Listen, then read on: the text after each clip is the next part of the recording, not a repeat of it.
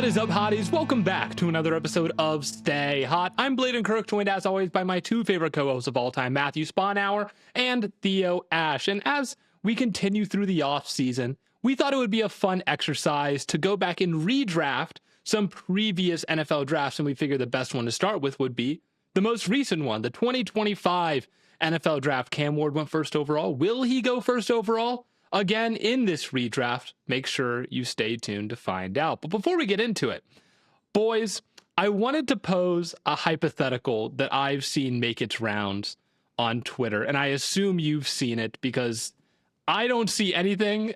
Matt, you've mentioned it before. I'm as untapped in as anyone could possibly be. I'm surprised you got to this before July, if you're going to what I think you're going to. Do you know what I'm talking about?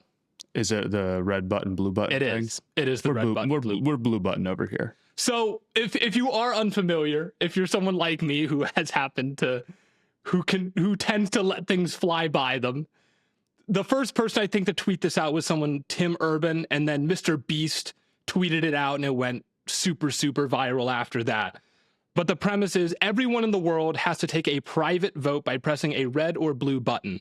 If more than 50% of people press the blue button, everyone survives. If less than 50% of people press the blue button, only people who press the red button survive. Which button would you press? And in almost every situation I've seen where they have a poll, blue wins pretty convincingly.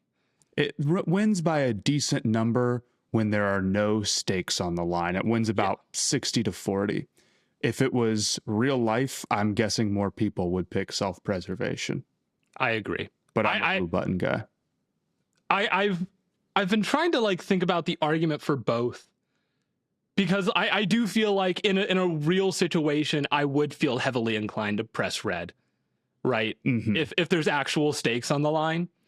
But then you think about, well, in the situations where I have seen red win, it is by a hair. It's by this much. It's like 49.5% pressed blue and red just barely won.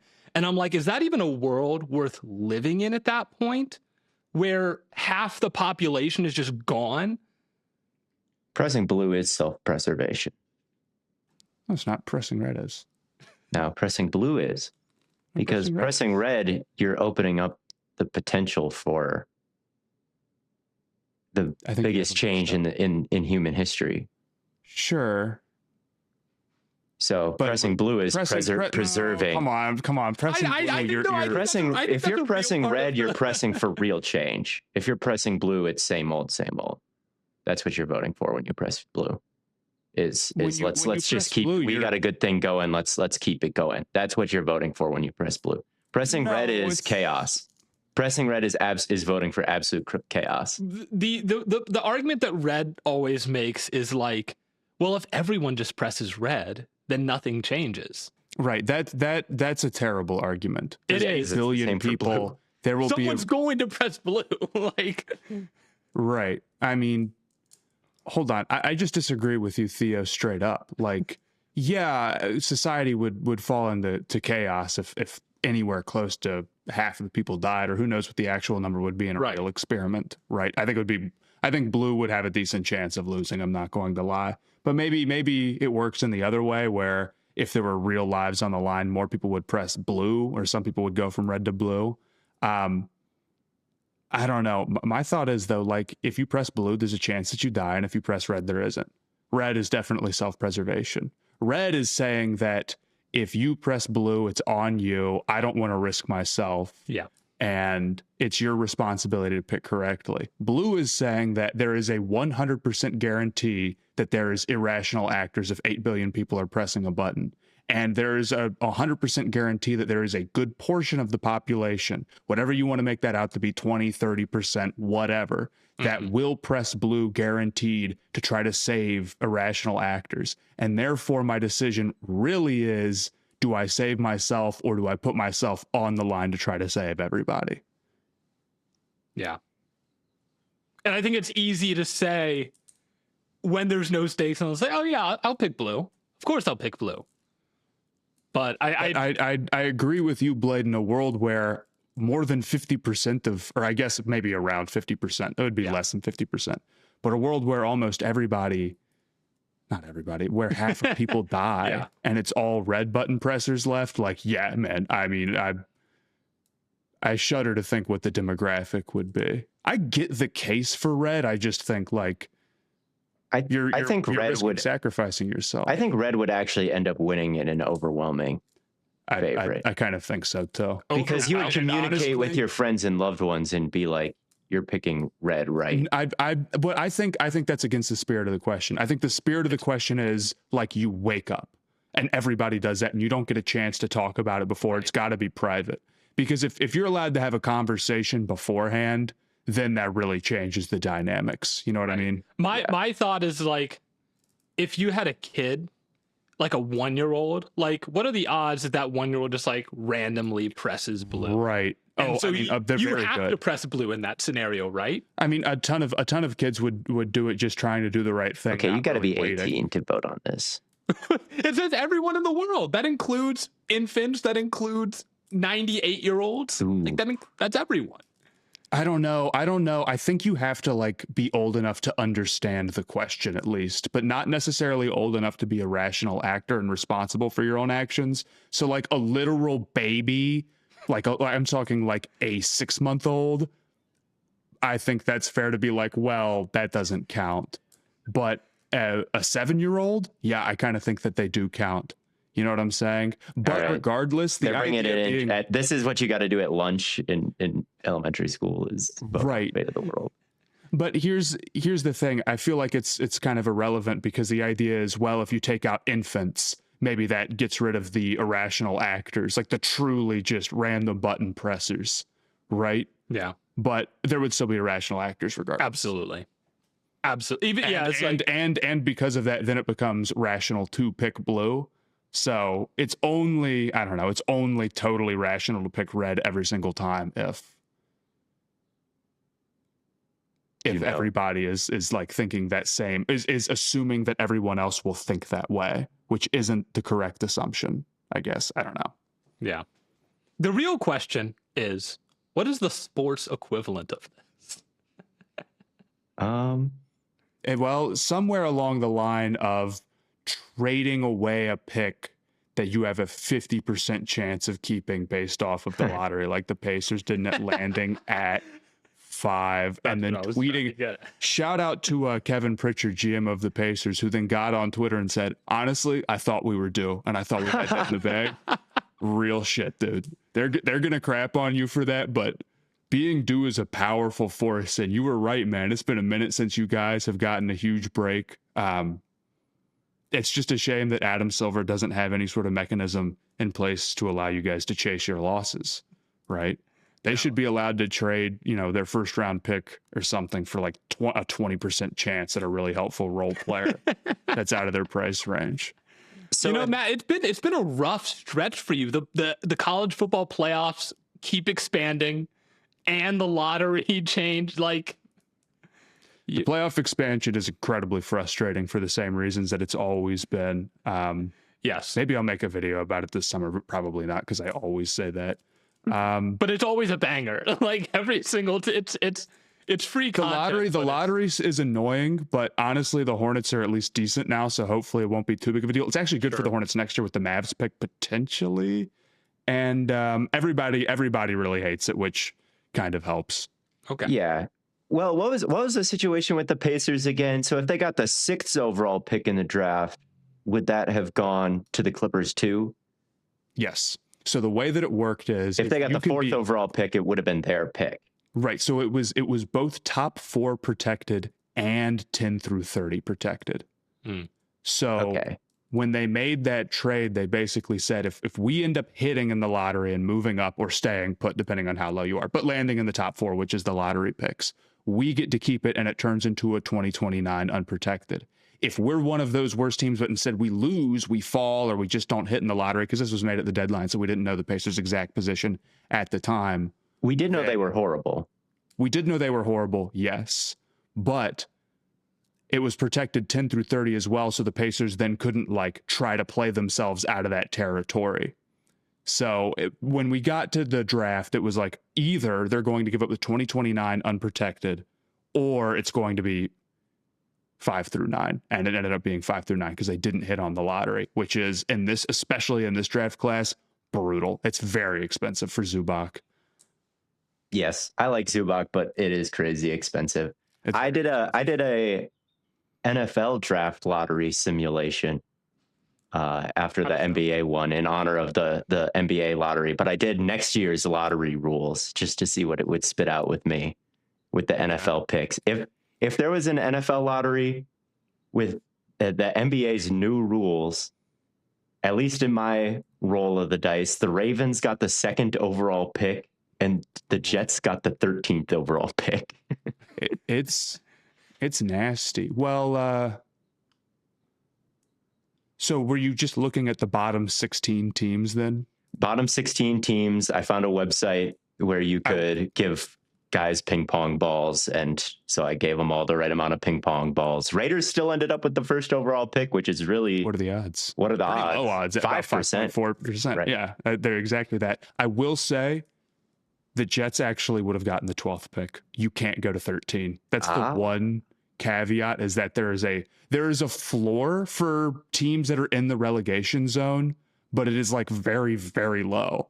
Instead of being able to land at 16, you get stopped at 12. So if the ping pong balls fall like that, I think they just move them there. But I don't even know, like, I thought that this was all the way through the lottery, but I guess maybe they're just like pretty sure that they're going to go with it. So maybe we're not there yet. And I don't understand, if it does go through, does the new 1st overall pick rule where you can't win back to back, or the top 5 pick rule where you can't get 3 in 3 years, does that start now? Does the count start now? Like, are the Wizards banned next year, or does it start when they start the rule?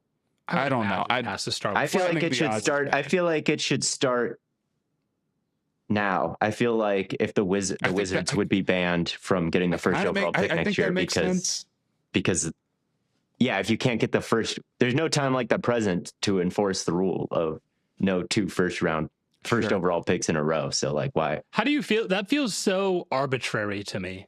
Yes. Well, I guess I get it because it's a lottery, so it's like somewhat random, but I think it's kind of good. The only problem is that there are years where you really don't want to win the 1st overall pick.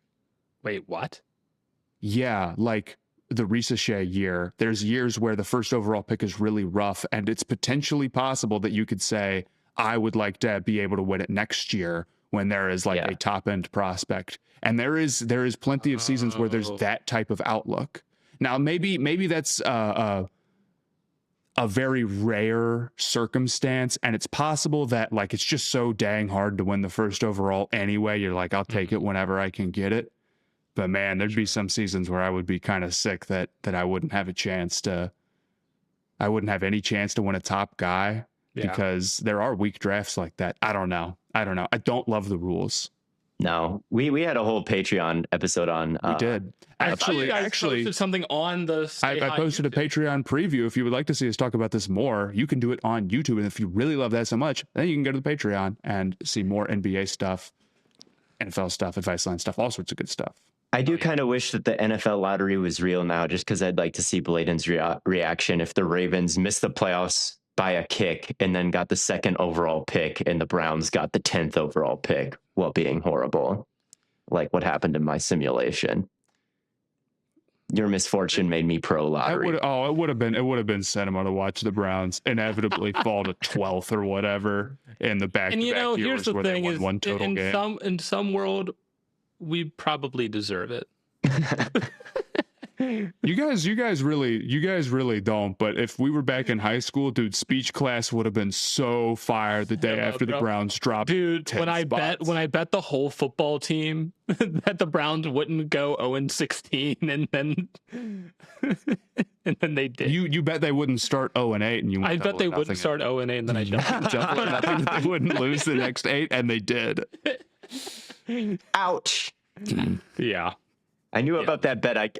I don't remember the double or nothing part of it. That makes it way funnier. It was initially I was supposed to do 1,000 yards of rolls. We would like lay on the field and like roll. That was like our punishment for like if you showed up late to practice, you rolled all the way down the field. I was like, if the Browns start off 0-8, I'll do 1,000 yards of rolls. And they started off 0-8. I was like, double or nothing. And then I eventually paid him $20, and I was like, I'm not rolling 2,000. The whole football team? No, it was one guy, but everyone was like in on it. But it was like one guy specifically. I really wouldn't want to roll a mile. 2,000 yards. No, dude. No, it's like it's people were throwing up after 200. You know, like the most I've ever seen anyone do is 400. You would have had like plastic like permanently embedded in the arm. It would have been awful. Like rolls around the field. You would have gone viral though if you were out there all day rolling around because you went double. I couldn't imagine getting like TikTok famous in high school. Oh my God, he's rolling for a great. You couldn't even post TikToks that long yet. So like it would have had to have been a YouTube video. Sped up. Way sped up. I would say like the Browns who would come in and meet you, but you'd probably like hate them all for making you like, I don't want to talk to you guys. Corey Coleman walks and shakes my hand after dropping that pass. That's real dedication. I don't want to see you. You're the last person I want to see, to be honest. It's Corey Coleman and Deshaun Kaiser. I don't want to see you guys at all. Anyway, shall we get into our redraft here? Redraft, yes. Cam Ward went first overall. Kobe Minor was Mr. Irrelevant. I'm excited to see where those guys fall. We're only doing the first round. So. Oh, are we? Damn, I prepped way too much. Yes. So Matt, I'll say before this gets started, this was pretty hard. It was. Honestly. It took the redraft. When I think redraft, I think like 5 years later, and I look at them and it's like, it's just kind of mostly a ranking of the player. You have a pretty good idea who they're going to be, especially in the NFL. You really know what guys are going to end up being for their whole career. But just a year out, not only is it really a projection still, like a very big one for a lot of guys, but I thought about need for teams a little bit more than I'm used to with these because it's only one season out and just where they are as a team overall now. So that being said, I had the first overall pick. Blaiden, you had second. Theo, you had third. We're just going to go in that order. No snake because it's not a real draft. And we're not doing any of the trades that happened. All of the trades. No trades that happened. But I took Cam Ward at number 1 overall still. Where would the Titans be without him? Not in the sense that they were great last season, but what would be the game plan going forward? Pretty hard to imagine that they would option to punt on 2 seasons, especially since I thought Cam Ward showed a lot last year. Obviously, the situation was a disaster. You know, the coach gets fired, 6 games in, and just nothing was quite going right. But he still had a lot of good creation moments. There was still a lot of times where in the pocket, he'd hang tough and show off his arm talent. I'm still really excited about the top end play for him. And considering how bad everything around him was, I think that's about what we would expect out of Ward. There's other quarterbacks who had maybe a little bit more just overall success this season, not in terms of their individual play, but like their overall stats and how the passing offense looked, or like that Dart and Shuck. And wow, shout out to those guys. I don't think they played themselves into me wanting to take them number 1 overall over Cam Ward. I think you could make a case for Dart. I think you could make a case for Dart, but I don't know. I think Dart should go way higher in this redraft, of course. But with the injury stuff, I just I worry that a little bit too much of Dart's value came from being a battering ram, and maybe that can't hold up long term. But certainly he should go higher. Cam Ward's still first overall pick, though. Awesome. The Browns keep the second overall pick in this redraft instead of trading back with Jacksonville. Mm-hmm. And I could have them take Travis Hunter here. There's a lot of different options. I could have them still going Mason Graham, but I'm going to go with Tet McMillan, Panthers wide receiver now. But I think he was my wide receiver 1 coming out. He's, for his size, a really smooth route runner, really great at timing. We saw this, very early on with him and Bryce Young is it felt like Bryce really had a lot more confidence targeting a guy that actually was reliable with his hands, that knew how to get open to find space against zone. And that's something the Browns definitely needed last year, right? Was a reliable target.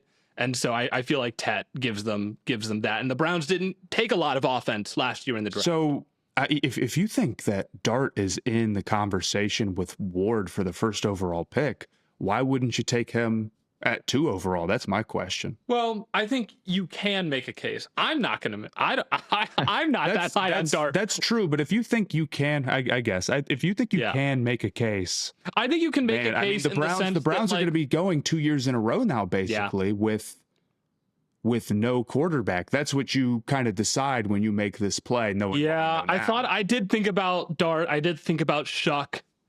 And Shuck, I even thought about a little bit harder, just because even though it was like a lot of short stuff and it was very, very like as West Coast as West Coast can possibly be. I still feel like I still feel like I just wanted the better player, and I think Tet is the better player in this scenario. And even Dart is as much as like he is a battering ram, and there is some value in that. And he also like had some good moments throwing as well. And there is stuff to like with Dart. He's an exciting player, but like you said, Matt, the injury concern is very, very real. And I don't know how reliable I think he is as just protecting the football. And I don't think you really believe there's much argument for him to go over Cam. I think you just said that. I think someone could make the argument in the sense that that's a very low bar that someone could make the argument. It just won't be me, but I know you love Cam Ward. I know that you think he's dude. I was hoping, Matt, that you wouldn't take Cam Ward. I'm not doing that. Come on. I think public opinion on Cam Ward is pretty decent right now. I think most people would agree that he would be the first overall pick, and that Dart and Shuck played well, but you'd still take Ward with the upside that he showed last year. But most people do end up taking Dart or Shuck number 2 for the Browns in a redraft here. That is not that crazy to me. It's not that crazy. It's debatable. It's not that crazy. Yeah. But the quarterback value is a bit tough here, really high. It really is. I've got the Giants at number 3, so Dart's fate lies in my hands now. And it's an uncomfortable pick to make because Dart at 3 are like, I don't know. Like there's a lot of good players from the last draft.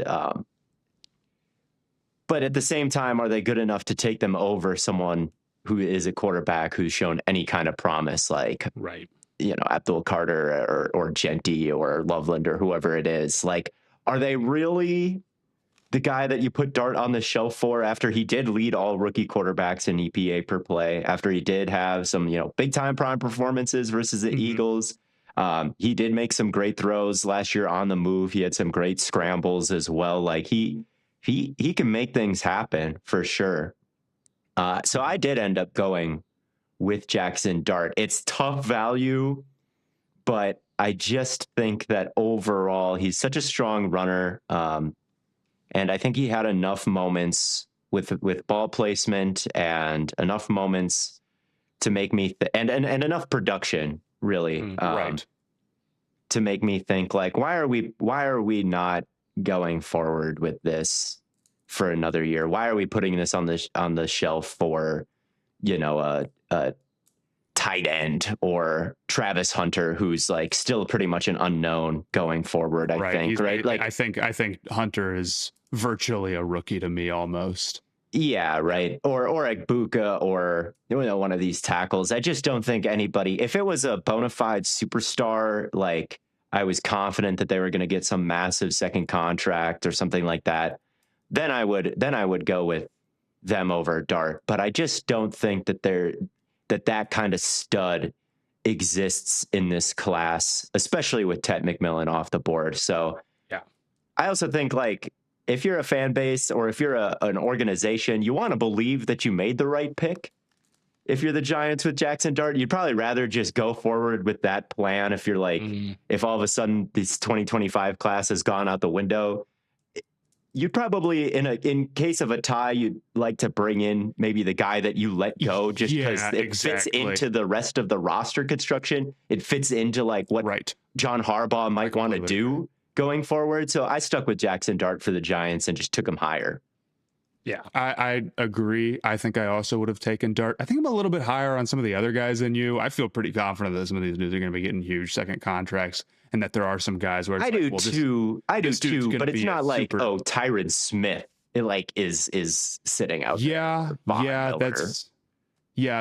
nobody where I'm like, this is a true generational prospect or like a Hall of Famer or anything for sure at this point, but there's plenty of guys who I thought had really good rookie season that if they built on it, I wouldn't be surprised if they entered like, Pro Bowl or All Pro category. Yeah, second contract is too low of a bar. Yeah. Well, I know what you mean. Big second. But I also would have leaned Dart, and I will say, I think I was pretty good about it overall, but there is a touch of if it's close, if it's a tie, I gave the team back like their dude that they already drafted. I think that's decent logic.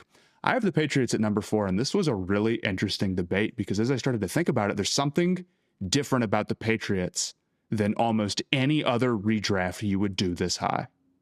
They go to the Super Bowl in number 4 overall. Now, I'm still a big believer in Travis Hunter, but I truly, truly think him being injured at the end of the year basically means that you don't get a guy for that run. And while they were pretty far off, they're probably more far off than one player away, especially since Will Campbell was, decent, just really tough in the run itself, I guess. Yeah, I was about to say, some might argue they didn't have a guy in the playoffs. Right.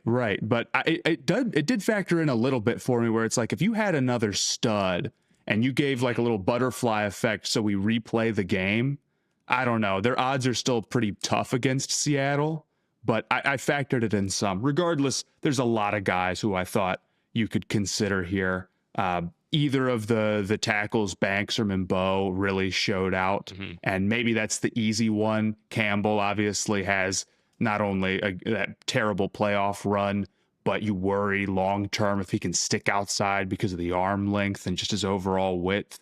Campbell's PR is in the trash right now. It is. Well, it's. I saw it's only in the trash because he played bad. I saw someone talking about Drake May frame mocking him. I'm like, oh, dude, this is terrible. Look, I think there's something to him playing poorly. I agree. It's not just all over, and you can overreact to just a poor playoff run where he's going up against like Will Anderson or something, and it's like, yeah, dude, that guy's really different, but. Yeah, it is a huge concern. You definitely would not take him number 4 overall in a redraft right now. I think there's no way. Abdul Carter, I thought, finished incredibly, incredibly strong as a pass rusher. And overall, like maybe if you were just trying to max out value, you would go with him off of positional value as well. But the dude that I ended up going with was Colston Loveland at number 4 overall. Loveland down the stretch was completely unbelievable, particularly in the playoffs. Now, I'm not picking him because he was good in the playoffs and the Patriots were in the playoffs that 1-1. That's more like sprinkles on the ice cream, gravy on the mashed potatoes, right? But his ability as a route runner for the tight end position is completely special. I think it is pretty clear towards what he did at the end of the season that he is going to be a rare, productive tight end for a long career. Do you think that's an overreaction? No, I mean, his body control at the catch point. He's going to be incredibly special. His radius is unbelievable. He's a great route runner. So he's one of the more dangerous receiving threats in the division, I think, for sure. And in the conference and maybe in the league someday. But he's great. So I liked this pick, especially with the need that I think the Patriots need another weapon. Absolutely. And while I'm punting a little bit on positional value here, if that's what you really wanted, you wanted to play that game, then yeah, you probably just take a tackle and you sleep easy like Mimbo or somebody like that. But I just love what Loveland did at the end, and I leaned towards him. A lot of good options though. Yeah, Loveland rocks. I have Jacksonville here with the 5th pick, and this is where I'm gonna take Travis Hunter. This is I agree with you, Matt, on the if it's close, maybe just give them the guy that they picked anyway. And I think Jacksonville's kind of a tough team to figure out because they do still need secondary, and Travis Hunter fills that if they are going to end up playing him full-time at corner. But it feels like they also need a receiver, and maybe Igbuka could go here. And maybe if Loveland was here, I would have considered him. Or, now they don't have the most special of running backs. Maybe you take Genty, considering the way things have panned out for them. But I think given the situation, and this is what's hard about these like 1 year out redrafts, is you kind of can look at the situation of where the team was. You still kind of remember how things were set up going into that draft. And I do think Hunter was the right pick for them then, and I think it'll still be the right pick for them now. Yeah, I still am a big believer in Travis Hunter, no doubt about it. I think that as a receiver, he might be a top 3 yak threat in the entire league. That's another thing I was talking about on the Patreon recently was Travis Hunter and the yak threat that he is, like, just crazy shifty. Unbelievable making the first guy miss. Unbelievable hands, I think. Still, they were actually a little disappointing last year, just in terms of consistency. He had a couple bobbles, and with his ball skills in Jacksonville, man. Yeah.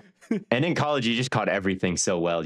I was kind of hoping that they would just be glue every time, but he still made like some really ridiculous catches.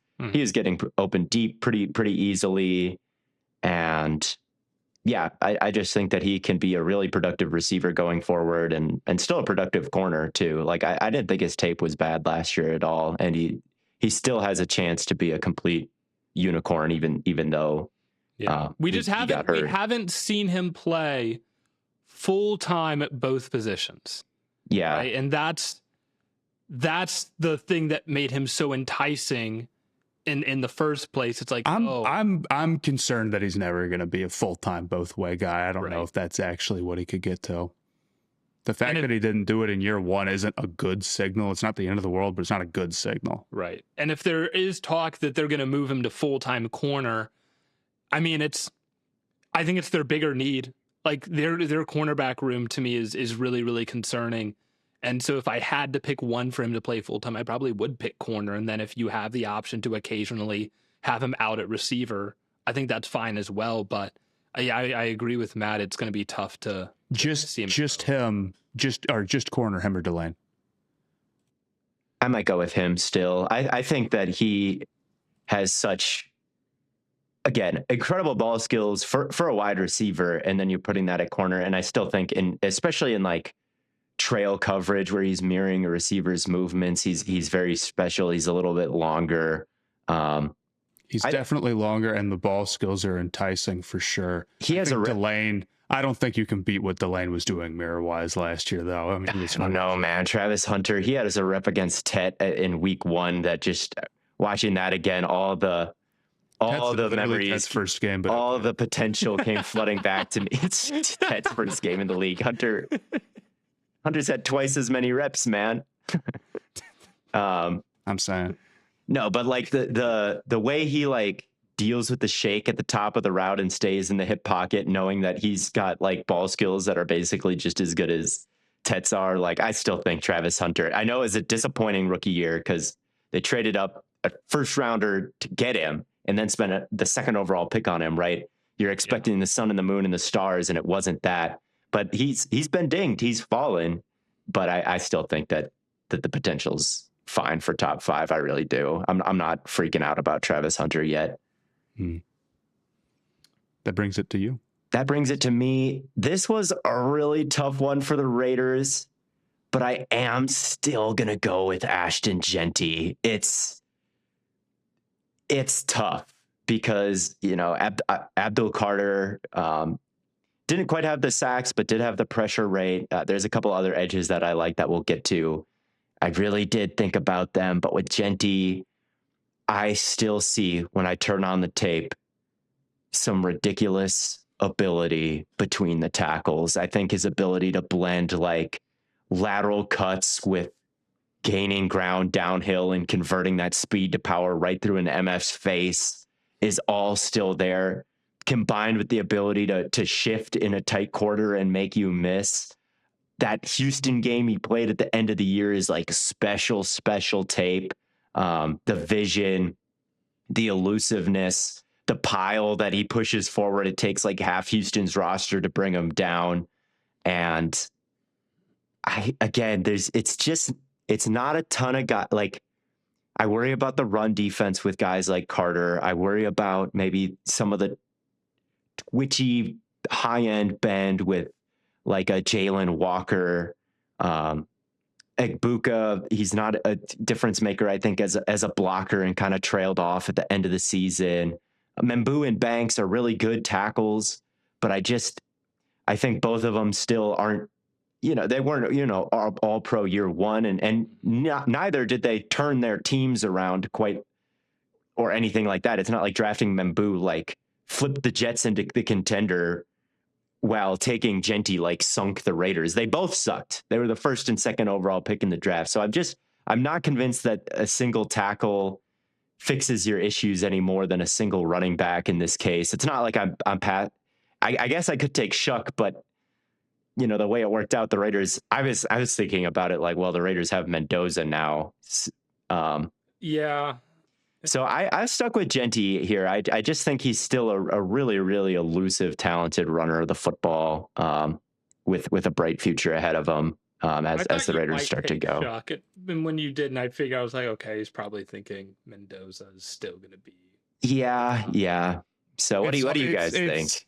Well, first off, this is a redraft. And you're supposed to be acting as if you don't know what happens going forward, or that this will change, everything that happens going forward. I do agree. Like, now that we know Mendoza's on the Raiders, it's okay to be like, maybe a little bit, right? Yeah. So I don't necessarily blame you for that. I don't know. It's not that I believe in Genty any less than I did last year whatsoever, but knowing that Membu is like looking really good. He was my offensive rookie of the year, man. And it probably should have just been McMillan. And I was trying to be like too unbiased, and then I became biased against my own guy. But man, I thought he was really good, and he clearly has crazy upside as an athlete, man. He is incredibly special. Mm-hmm. And now that we've seen that hit, I'm a big believer in you don't have to go by positional value all the time. And the hit rate on running backs is really good. But if you know a guy is like what Membu was last year, that really changes the math and makes me think that I would start to lean him over Genty, especially considering how big of a need it is for the Raiders. I could make a similar argument for Carter as well, or for Banks, I would throw in there. I don't think it's totally crazy, but I'll say this, with the Jaguars at 5, I have no doubt in this scenario they would probably just take Hunter all over again. Yeah. I don't think there's any chance the Raiders would take Genty at 6 here, if knowing what they know with who's on the board. But that doesn't mean it's wrong. It just means what they would. Yeah, it's just like they took Genty last time and the rushing offense was bad. That's true, but here's the thing. It's not fair to hold him to that standard if you don't also hold Membu to that standard, which you shouldn't, because right. I mean, the Jets rushing offense, did it get any better? The Saints rushing offense, how was it last year, right? We don't hold those tackles to that standard. It's almost like you can overcorrect with that type of stuff, right? Where because Genty gets all the rushing yards, or because the running back gets all the rushing yards and like gets the front-facing statistics that matter in fantasy, yes, there's maybe a fan reaction to like give them all the credit, right? And all the blame. But then the reverse is true, where you can sort of give him all the blame, right? And then not do that for the tackles. So I just don't think that's necessarily fair straight up. I probably still wouldn't go Genty here, honestly, but I don't think it's totally crazy if you really think he's going to be a star, which I do think he's still going to be a star. Well, I'm still Matt, on Team Genty, don't get it twisted. You're sitting here with the Jets at 7. Will you take Membu? Yes, I take Membu at 7. This was interesting because this is where I really started to consider Shuck. And I close my eyes and I imagine New York Jets get a call. Membu for Shuck straight up. I don't think they take that. I don't think they take that either. I really don't. They take that. No. Again, I'll say this: you could go Banks and you could go Carter, and I really considered Carter too. Again, I really loved how he finished the season. Probably some level of tie going to who they took, but again, Membu I think has crazy upside at a super valuable position, and has been awesome for you. And I do think there's probably a little bit of a bias towards guys who help create an infrastructure for quarterbacks. So between all of those things, no disrespect to Shuck, but you only saw him for 6 games. I agree, Theo, like not always against the best competition. And it's not like he ended top 10 in EPA per player or anything like crazy. And he's a little bit older, which I don't think is the end of the world, but does factor in at least a hair. So yeah, he was 23rd in EPA per play. I agree with you taking Membu here again for the Jets. I do think they would take Shuck. That just feels like something the Jets would do. They would take Shador to sell tickets. they might, knowing what they know now, where it's like we're not going to be in a position to get a quarterback next year. That's what really made the math on this tough. Or knowing what we know now, they're in a position to tank and get someone good next year because they have all. They might try and trade up with Cleveland and get Dart because they have three first round picks next year. So let's make next year the quarterback year maybe, and and this year the Membu year twice. Yeah. Who does that put it at? Blaiden? Yeah, Matt, I took Tet from you, so I'll give you Igbuka. Fair enough. I don't think that this would be the pick. I don't think. Would you take Carter? I would take Carter. Yeah, or that's what I was thinking about. Is I'm like, I feel like or maybe Warren even. I think there'd be a real shot. Really? You could think about Warren. Yeah, I'm taking Igbuka before Warren. I would. For sure. I agree on Igbuka over Warren. Warren's really good. You guys are too low. Warren shut me up. I'll agree. That's a separate tier, but like I would go Carter, knowing what we know about the Panthers' edge rushing issues. Yeah, I'd go Carter. I would also go Carter, but Igbuka is still a really good separator, I think. Yeah, that's true. That's true. Look, I'm not going to hate on Igbuka. The problem that I came to was I'm thinking about Bryce Young looked a lot better with Tet. If you take that out, even if you add a better edge rusher, you're probably talking about replacing Bryce Young at the end of the season. That's a very good point, Blaiden. I really don't think that Panthers passing offense would have done, especially with the Coker like not getting in the mix until late. Good Lord, the Panthers receiving options would have been ugly. Maybe that's too short-sighted for a top 10 pick, I would say, but it's not a terrible point. You're definitely thinking about replacing Bryce. I think, and like maybe that would have been a good thing. I don't know if that's good. We'll see next year. Well, that's a conversation for the NFC South preview episode in a couple of months or something. Mm-hmm. Yes, it is. Yes, it is. And even though Igbuka fell off at the end, I mean, he was at 1.9 yards per route run last season. Yeah. McMillan was at 2.0. So. Yeah, Igbuka was great. It was great last year. I don't want to be too low on him. I think that's a reasonable pick. My fault. That's my guy still. I mean, I agree with you that I would have taken Carter. So yeah, but I think, but I don't think it's more unreasonable than Genty. Let me put it that way. Yeah, I'm back with the Saints, and I'm in the exact same scenario as I was in with the Giants. Of like, do I go? They have 2 really good players, and the Giants actually have 3 if you count Scatterbo, who I think is really good last year. But anyway, the Saints have Shuck and Banks, and if you can only bring one of them back, who are you bringing back? Is a very, very tough question. I went with Shuck because he's a quarterback, and I get it. He is promising, and it's like, are you saying toodaloo to the rookie quarterback who is promising? There's a real chance that ends as like a complete disaster when we look back on it in 3 years. I feel your pain, but in the moment here, it's really tough to say, never mind. Well, I don't know. Are you still high on Rattler? Nah. I mean, right. Yeah. You could have taken Banks and they could have had Shador, man. Shador in the redraft is probably there in the second. I agree, Blaine. I don't know if I believe this deep in my soul, though. The thing about Banks, when you watch him, he was good last year, but he wasn't great, I would say. Again, like, he has crazy body control. He's really good keeping his head on the swivel and picking up loopers and things like that. Mm-hmm.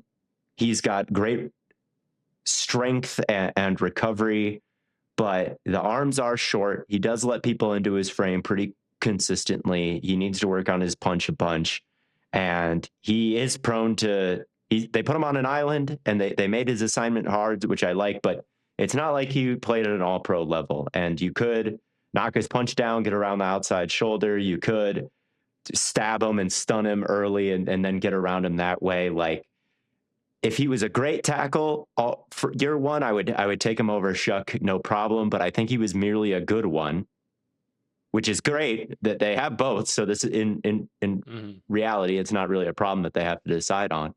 But the fact that he was good, not great, made me think like, well, Shuck was also good, not great. So let me go with maybe the quarterback. With Shuck, you see the arm talent and some of the accurate moments that he has where he zings the ball and it's a perfect spiral right on the face mask. He's great with trick shots and changing his arm angle. He can maneuver the pocket well. He's fast. He's a good piece of clay to work with, I think. But when you look at his highlights, it's a lot of basic throws. It's not quite the layered reads or the really high end stuff that I saw when I was like really convinced that Love would be good, like in that Eagles game. And I think 2023 or 2022, that is, like, where he was really testing tight windows and really testing intermediate coverage and things like that. With Shuck, I wish I saw more of that. Instead, it's just kind of like go ball and hook zone underneath over and over again. But he is a great athlete, and he was, he did finish second in Rookie of the Year voting and won games from down the stretch and kind of brought him back into it. And so I went with Shuck, but it's a really tough call. It is. I'm not sure I believe this one in my heart of hearts, to be honest with you. It is. I'll say, I think tackle is a tough position to come into and just be truly dominant year one. Even guys who are great, who were awesome prospects, who you really believed in from the moment they stepped on the field and kind of lived up to it, really weren't all pro level guys, really weren't totally shut down until they got a good amount of reps under their belt. So I give grace to guys who look pretty good and had tough assignments and look like the athletes they need to be. And a lot of these tackles got better over the course of the year, I think. So I'm a little bit more in on Banks, I guess, than you, but you're not out on Banks. I'm not out on Banks. I'm just trying to think about, like, if you're taking the promising quarterback or tackle who's probably a little bit more promising, but was he more promising enough that the Saints would, I don't know. I think they would just be like, give me the quarterback and let's just be done with it. So, but they don't actually have to make that decision. So they're chilling. That brings it to me with the 10th overall, Chicago. Chicago, unfortunately, is a team that is going to leave worse off in the redraft. They'd rather have Loveland and Burden, I'm 100% certain. Yeah. I ended up going Carter here. They need defensive help. I'm really high on the way that Carter ended the season. I think he's got super special lateral quickness and bend. Yep. We saw it last year. He was productive, and I think he's going to continue to be that type of productive guy. Honestly, 10 feels way too low. I understand he didn't have a great start to the season, and there's the weirdness of like the off the field stuff, so maybe that can scare you, but I would go Carter decently strongly. I guess they could consider Warren if they're as tight end happy as they are, or maybe they really love Burden. They love Burden so much that they'll take him at 10 because his efficiency numbers were really pretty special, and he's a really special mover. So I think the high end for him is really good, and I think the projection for him next year is really good too. So I could see an argument for that as well, but I decided to go Carter. Yeah, I mean, Carter had 66 pressures last year, 14.7% win rate, according to PFF.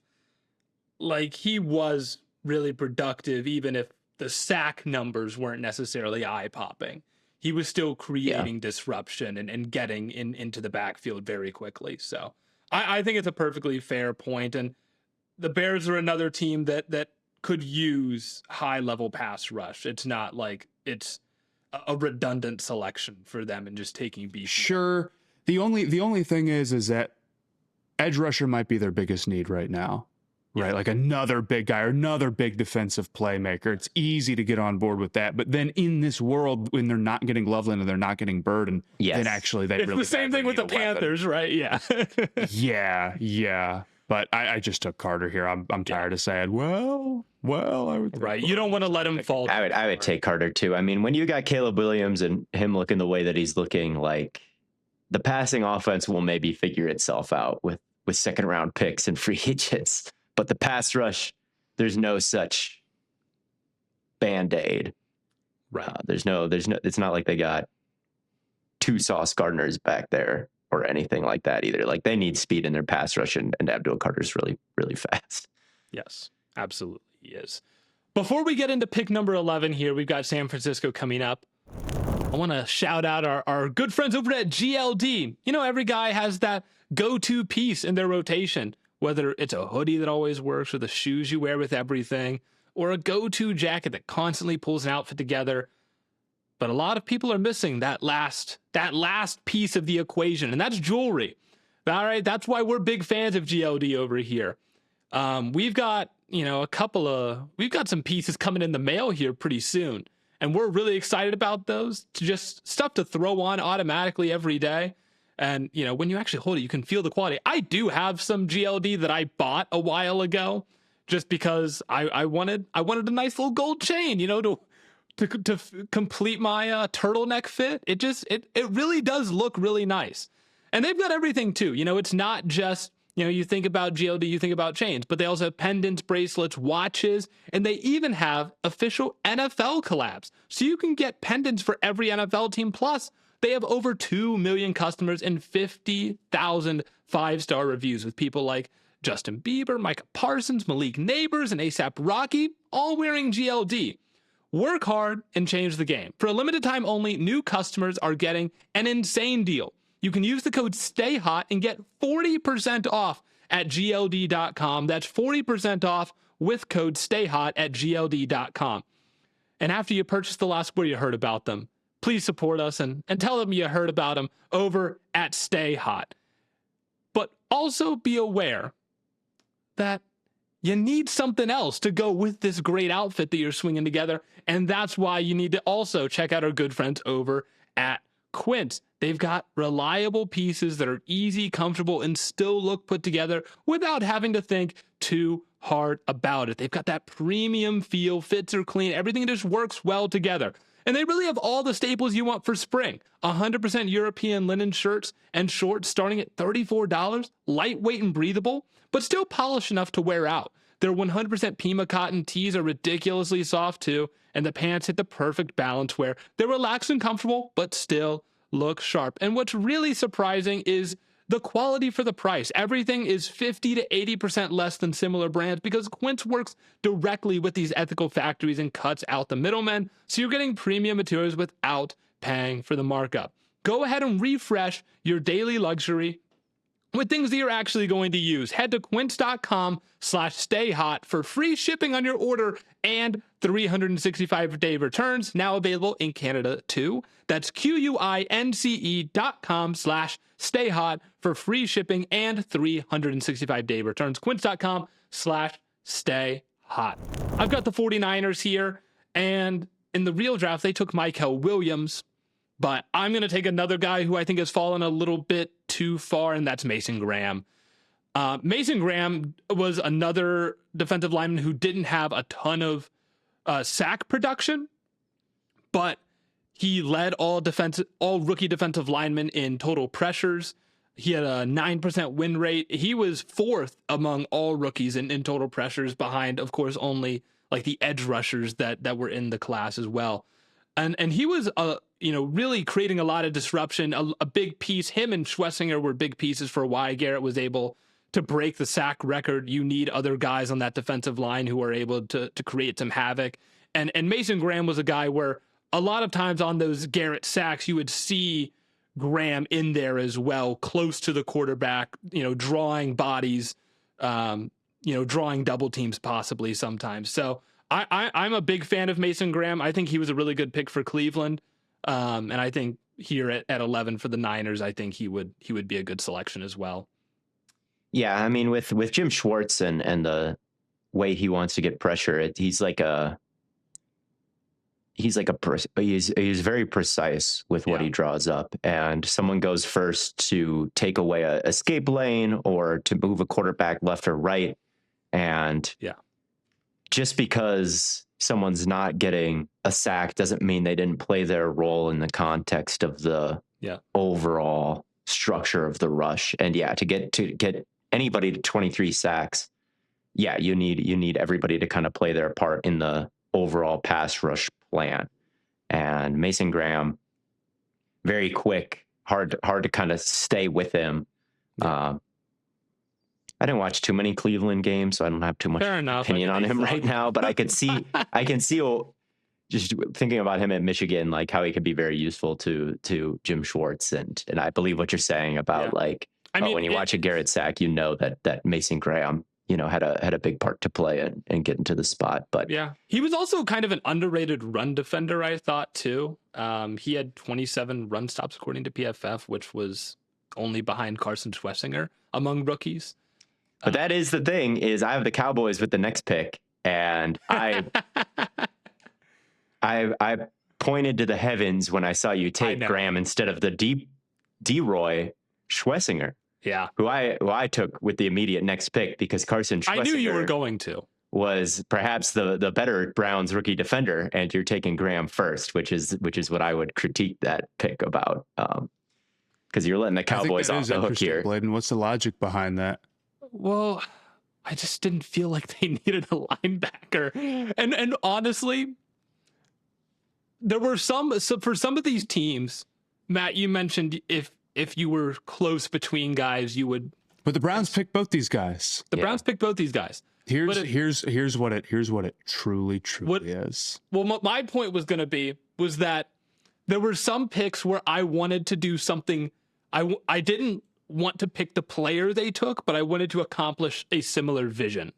I think picking Graham has to do with the fact they have Fred Warner, so you'd rather have Mason Graham. That's what I believe your logic was, and I see it, but I would rather if Schwessinger and Fred Warner would have been cinema. It would have been cinema, but I'm the benefit, whatever the logic is, and I do like Mason Graham. And also I think the Cowboys would have been fine with either play. Like if the Cowboys came out of here with Mason Graham, I think you'd be pretty happy with that. You would be, but you're happier with Schwessinger because now you got a star at all three levels, and you've got the Downs, Schwessinger, Quinnen Williams trio at all three levels, and that gives you just a lot of ability to do everything. I mean, all kinds of rotations, pressure immediately with 4, pressure with 5, because Schwessinger's a great blitzer. I mean, Schwessinger can do everything except for finish tackles. That's the one part of his. He needs to add a little bit more weight so he can bring guys down a little bit more reliably. I guess it's just because the NFL is bigger, but he was so good at that in college. And I think he can be good because he's such a good mover, and I think that he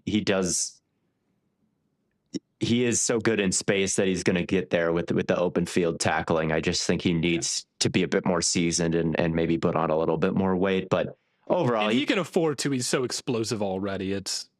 I thought he was gimmicky in college, and I thought he was too just JOK, like blitz. Sure. And he is a great blitzer, but man, he was so good just kind of giving that quick jab and maneuvering around pressure. He's better than JOK was. Oh, yeah, easily. His sideline to sideline speed and his coverage. He's a really complete inside linebacker. He's one of the best in the league already. So I feel like this is a steal for the. And JOK is out for the 2026 season for the Dallas Cowboys. And yes, JOK's career is very much up in the air. But anyway, the Dolphins. I'm going to go Tyler Warren. I think this is a pretty best player available type of situation. Also really considered Burden. Also really considered Banks. But actually, they're kind of decent at tackle, so maybe they would shy away from that. I don't know if they're so great at tackle that you really can't do it, but I was picking between those three. I know if I don't take Warren, he's not going to get picked in the first round by you two. I still want him to be selected highly. Well, look, I would have selected him. Look, I understand he's one of the worst players in the league, and he's horrible, and he DMs you guys mean things on Twitter after every single game, and it's not fair to you two. Best And player frankly, I available think at it's what? Chess, checkers, NBA 2K? What? Not look, football. I'm just saying, me and Warren are cooler than that. I feel like we got so much success out of these tight ends as rookies that we're kind of taking for granted just how special it was. Yeah. But Loveland and Warren were pretty phenomenal. And while Loveland like came on strong at the end, Warren was basically a weapon and a threat from the moment that he stepped on. His combination of speed and power is what makes it so tough. It's tough to find guys like that who can really hang at tight end. Warren's got it, and his yak is just phenomenal. One of those guys where dudes, for whatever reason, just naturally bounce off of him. He doesn't have to have a head of steam for people to not be able to handle him. And he's just a phenomenal player with really good size and good long-term outlook to be just an end-line tight end who can get a lot of work done. So I went Warren. Yeah, he had the well-rounded vision was ended up being very true for him. He caught almost everything that came his way, 92% on target catch rate. That's ahead of Loveland. That's ahead of Fannin. He caught everything. He can rumble, stumble, run any kind of, well, I don't know if he can run any kind of route like at a really high level, but he can run every kind of route. Like to right. He moves pretty good, but he's nowhere even close to Loveland as a route runner, for example. But that's kind of an unfair bar to hold him to, quite frankly, because Loveland is a freak. Yeah. And I'll give you guys that.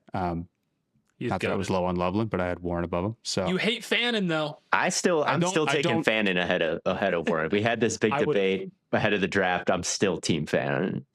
I think Warren's size is still the advantage, and that's why I want him. His size is maybe an advantage, but I think Fannin might be a more severe cutter downfield. His yak is like maybe even next level, and he was a bit more of a deep threat than Warren was, but his hands weren't as good. True. But it's close. All these guys were very good, very efficient. I mean, Loveland was just a different level, 0.52 EPA per target. Jeez. For Colston Loveland. They're add a half a point to the scoreboard every time you target Colston Loveland. That's basically what it was in 2025. And then Warren was at 0.16. Fannin was at 0.11, which are great numbers to be at, but just nowhere close to Loveland. Yeah. But I mean, if you're going to steal Warren from the Colts, I'll take Fannin with the next pick here. I mean, he was really, really special for Cleveland. And like, this is, again, we keep running into this trend where there's a Mac athlete that's going ridiculous, stupid, crazy in college. And it's like, well, is he going to continue that trend in the NFL? I would say if someone is going absolutely nuclear, the way that Fannin was, the way that Quinyon Mitchell was, I would say those guys are pretty safe to translate it at this point. I don't necessarily agree overall. I think it's fair to judge them straight up as prospects, but Mike Green was terrible last year. And Mike Green was dominating the MAC. You know what? But edge rushers can be a little bit dangerous. Maybe it's not the same for all positions. Yeah. You know, with edge rushers, it's the weight matters a lot. It's that you can just kind of win off a first step, and then if you're at the MAC level, that's even more so true. Not that Green was doing all of that. Green had a great inside-out game, but it's so easy to get that game off when you can also just win with first step and then make plays just shooting gaps or whatever. Yeah. I do think Green could still have, like, it's still early. Green sure. I think he's still really young, right? Right. Also, something to point out, Colston Loveland just turned 22. Fannin, I believe, still 21 years old. Warren a little bit older. But also, Fannin is like 240 pounds. He's just like, he's a big slot in a way. Not that means that he's not valuable, you know, but I could make an argument. I can do a little bit of a different thing with Warren, is all I'll say. Yeah. Fannin was just so well-rounded in the MAC. That's what always stood out to me, is it just felt like you could ask him to do anything and he was just going to do it at a really high level. Like, it might look a little bit awkward if you asked him to run a deep post and he's a tight end and ask him to take the top off, but like, he'd do it and it would work. Like it wouldn't look like Tyreek Hill doing it, but it was, he did it. And when you asked him to block somebody, like, I remember watching his game not from his final season, but from the season before, and he was blocking like Marshawn Nealand at Western Michigan, and he was doing a really good job. It just felt like he could do anything in the MAC. Whereas with Mike Green, it was his pressure rate numbers are off the charts good, but was he a great run defender? Was he as well-rounded as an edge rusher as Fannin was? Did it feel like he could do absolutely anything on the football field? That's to me was the difference. And I still feel like Fannin is like way too well-rounded for like a 240-pound tight end. It's very strange. I don't think that's totally. I don't think that's unreasonable. The other thing I'll say is, Fannin, there's not another guy like that in the MAC this year. And that's not to say that there's another 1-to-1 of Mike Green, but actually most years there is a guy who's producing at an unbelievable rate in the MAC or in some group conference. Like Fannin and Mitchell, I feel like we're even more than normal. Yeah, I mean Mitchell was well-rounded too. Green's numbers were crazy. It's different when you're an edge rusher. It's just different. It's a completely different. Being a tight end and being an edge rusher is different. It is. That's true. They are different positions. But I don't dislike the Fannin pick. Yeah. I got the Falcons next, and I'm sticking with Jalen Walker here. I love Jalen Walker still. I think that he's such a good run defender. Sets a beautiful edge and is able to get off the contact so effortlessly, is what I really, really love about him. And I think because of that, he's always going to have a high floor. There's always going to be a place for him. Looking at the on-off splits, the Falcons defense was much better with him off the field than with him on, which is good. Even though there was a lot of rotation going on. You said better with him off? Or a lot better with him on than off. I'm like, dude, that's not good. But he wasn't in their most frequent lineup. That would have been Pierce. But I think he's better than Pierce. I think he's a better run defender. I think he's got more real pass rush wins, honestly, and is a more functional athlete there. Kelvin Banks, shout out Kelvin Banks, who I really like, but he still can't block Jalen Walker. He's got a good long arm, and then once he pushes you upfield, he can kind of get inside. I do wish he was a little bit bendier. I think that's the thing that is always going to be a bit of an issue with him, is he's just not somebody who threatens the outside shoulder like the top edges maybe do. But he's so good against guys who are kind of directly in front of him. He's such a good power rusher. He's such a good run defender that I think he's still the guy the Falcons would take with this 16th overall pick or 15th or whatever we're at here. 15. Yeah. 15. I mean, people weren't angry at this pick the way they were at the Falcons' other pick. Well, they traded the 13th overall pick or something like that in this draft for the next one. If they would have just taken Pierce there without the trade, that would have been a different story. Like Jalen Walker, they just stuck in pick. Right. But yeah, I mean, with McGarry's retirement, it's tempting to go Banks, but I'm especially with how they match up against each other, I'm just sticking with Jalen Walker. I think that's fair. Fair enough. Brings me to the Cardinals.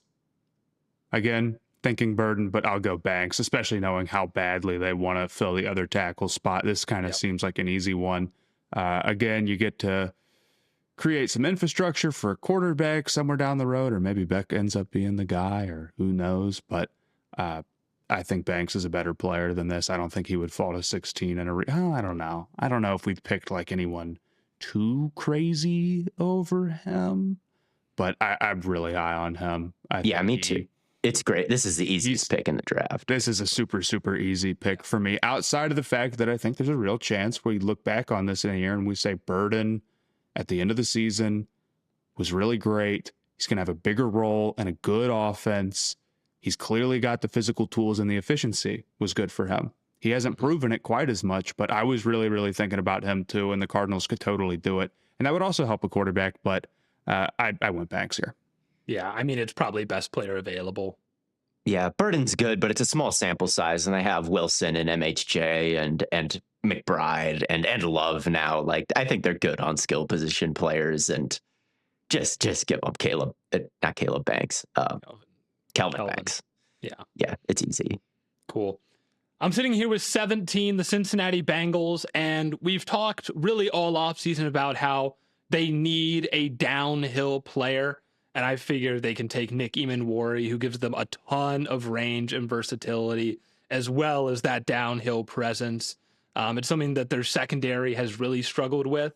And they tried to draft Demetrius Knight to kind of fix that in the linebacker room. Didn't really work, even though I liked Demetrius Knight. I think Eamon-Wari just kind of can fill a lot of different roles for them, a lot of different holes, and do a lot of things at once for them, and sort of be their Kyle Hamilton in Cincinnati. Yeah, they need better run defenders around the box, and Eamon-Wari is probably more gifted in the coverage aspect still. Yeah, but they might as well live in nickel all the time, or dime even, because their linebackers are so ass. So taking I think you could keep it even simpler than that. They need defensive players who are good. Eamon-Wari was really good last year, so get him. I mean, they'll take anything at this point, right? Yeah, they've done their thing in free agency and gotten some pieces there, of course. But especially I did think about Jahad Campbell. I thought about Jahad Campbell. I thought about Xavier Watts, who I loved and was really, really productive last year in Atlanta. Ooh, Campbell. Campbell would have been interesting. Tough. I really thought about Campbell. I probably would have gone Campbell. My guy. Really? Yeah. That's close, though. I get it, but I might have gone Campbell. Fair enough. I would have too, but Eamon-Wari's not bad. And you made my decision a lot easier with the Seahawks, because I would have said, like, oh, if it's Zabel or Eamon-Wari, like, who do you prioritize? And then you took Eamon-Wari off the board, so I just went Zabel. This is the second time I've just been making your decisions. I know you're helping me out here. Although with that one, with the Cowboys, I was really hoping you'd leave me Schlesinger. But this one, I didn't really have a major preference. But then when you took Eamon-Wari, I went to Zabel because they won the Super Bowl when they took Zabel. So why not take Zabel again? And if you didn't take Zabel, you'd have a horrible need at guard, and it would screw up their whole season. It would screw up their whole seasons if they had a horrible need at guard. So let's just take Zabel, who was a fantastic guard for them last year. I don't even think I need to go into it any more than that. Fair enough. It brings it back to me at 19. Buccaneers. They went receiver. They can't go Igbuka now. I'm going to stop talking about the same guy every pick. I thought about him. I thought maybe I would, but no, I'm not going to keep doing that. I'll go Burden. Thank God. Again, super efficient. I think he's going to have a breakout year this next season. Trading away DJ Moore is a vote of confidence. I feel on some level, maybe it's just that they don't love DJ Moore and they didn't want to pay him, and that's reading too much into it. But clearly, Burden is going to play a very big role. He is a ridiculous mover. One of those dudes, not only who's, a threat in man coverage at all times because of that, but his yak, he can pull off some of the nastiest moves in a practical way. He's basically top tier for me as one of those guys, because there's dudes who can go crazy, but they can't really do anything with it, or they stop themselves. Bird and his best plays are wild, so I'm really, really excited for him. The Bears clearly got a steal, and the Bucks, and now we're sitting here probably needing receiver more than we thought on draft night when this happened. As much as people like to rewrite it and say, no, everybody thought that receiver was a huge need. At the time, it was thought to be that they were stacked at receiver and that this was a little silly. But I'd go Bird. Yeah, no, I think that's the right pick. And sentencing a defense to 500 Bucky Irving, Luther Burden screens would be fucking annoying to defend. That would be annoying. That would be. I have the next pick here with Denver. But before we get into that, I just want to remind everyone that May is Mental Health Awareness Month. And, one of the big things is actually taking time to check in with yourself instead of just saying that you're going to. Everybody talks about mental health now, but actually taking that first step to find support can still feel way harder than it actually should be. That's why I wanted to shout out our good friends over at Rula.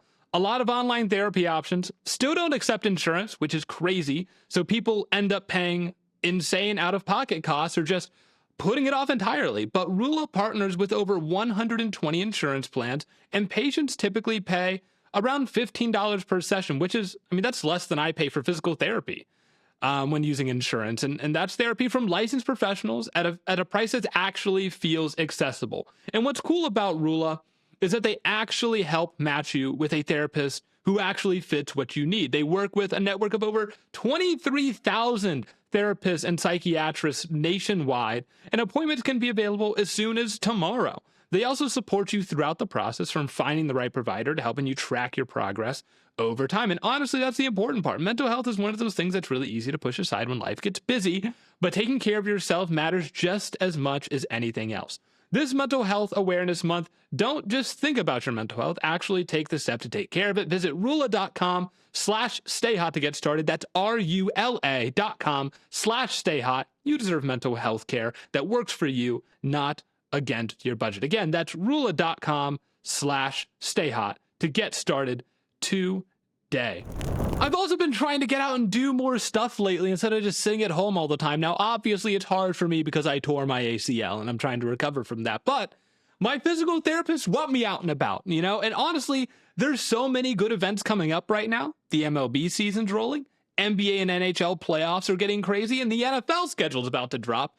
And there are tons of concerts and festivals coming up as well, which is why I wanted to give the sponsor of today's episode, SeatGeek, a huge shout out. With over 35 million downloads, SeatGeek is the #1 rated ticketing app, and there are more than 70,000 events on there, including sports, concerts, festivals, and basically anything else you'd want tickets for. I use SeatGeek all the time because it makes finding good tickets way easier. You know, I was just scrolling through the app recently looking at tickets, and some came up for games, and you're in it's like every ticket is rated on a scale from 1 to 10. So you know instantly, you know, what kind of seat you're getting, if it's going to be a good deal. Green dots mean good deals, red dots mean bad deals. So you don't have to spend an hour comparing prices, trying to figure it out yourself. And every ticket is backed by their buyer guarantee as well, which is huge. And of course, we've got a code for you guys. So you can use the code STAYHOT for 10% off your next set of tickets at SeatGeek. That's 10% off any tickets with promo code STAYHOT10.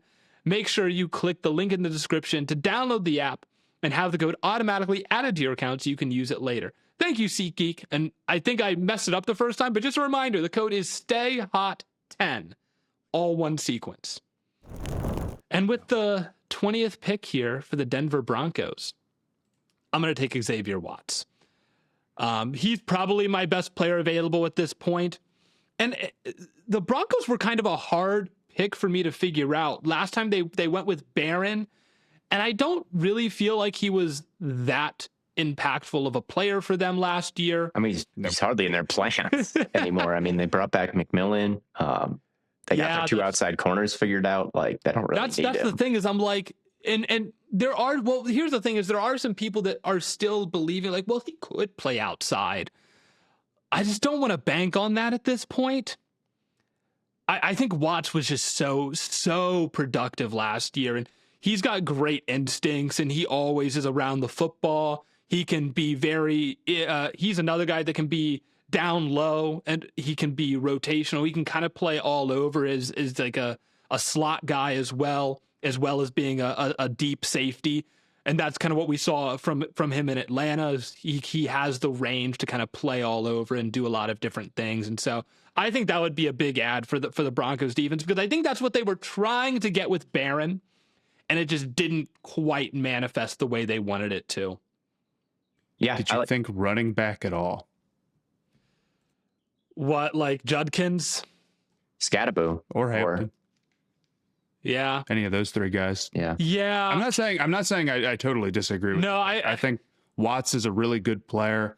Another guy where wasn't a crazy athlete, but he was so productive, and he clearly had a great mind for the game, and lo and behold, it translated incredibly quickly.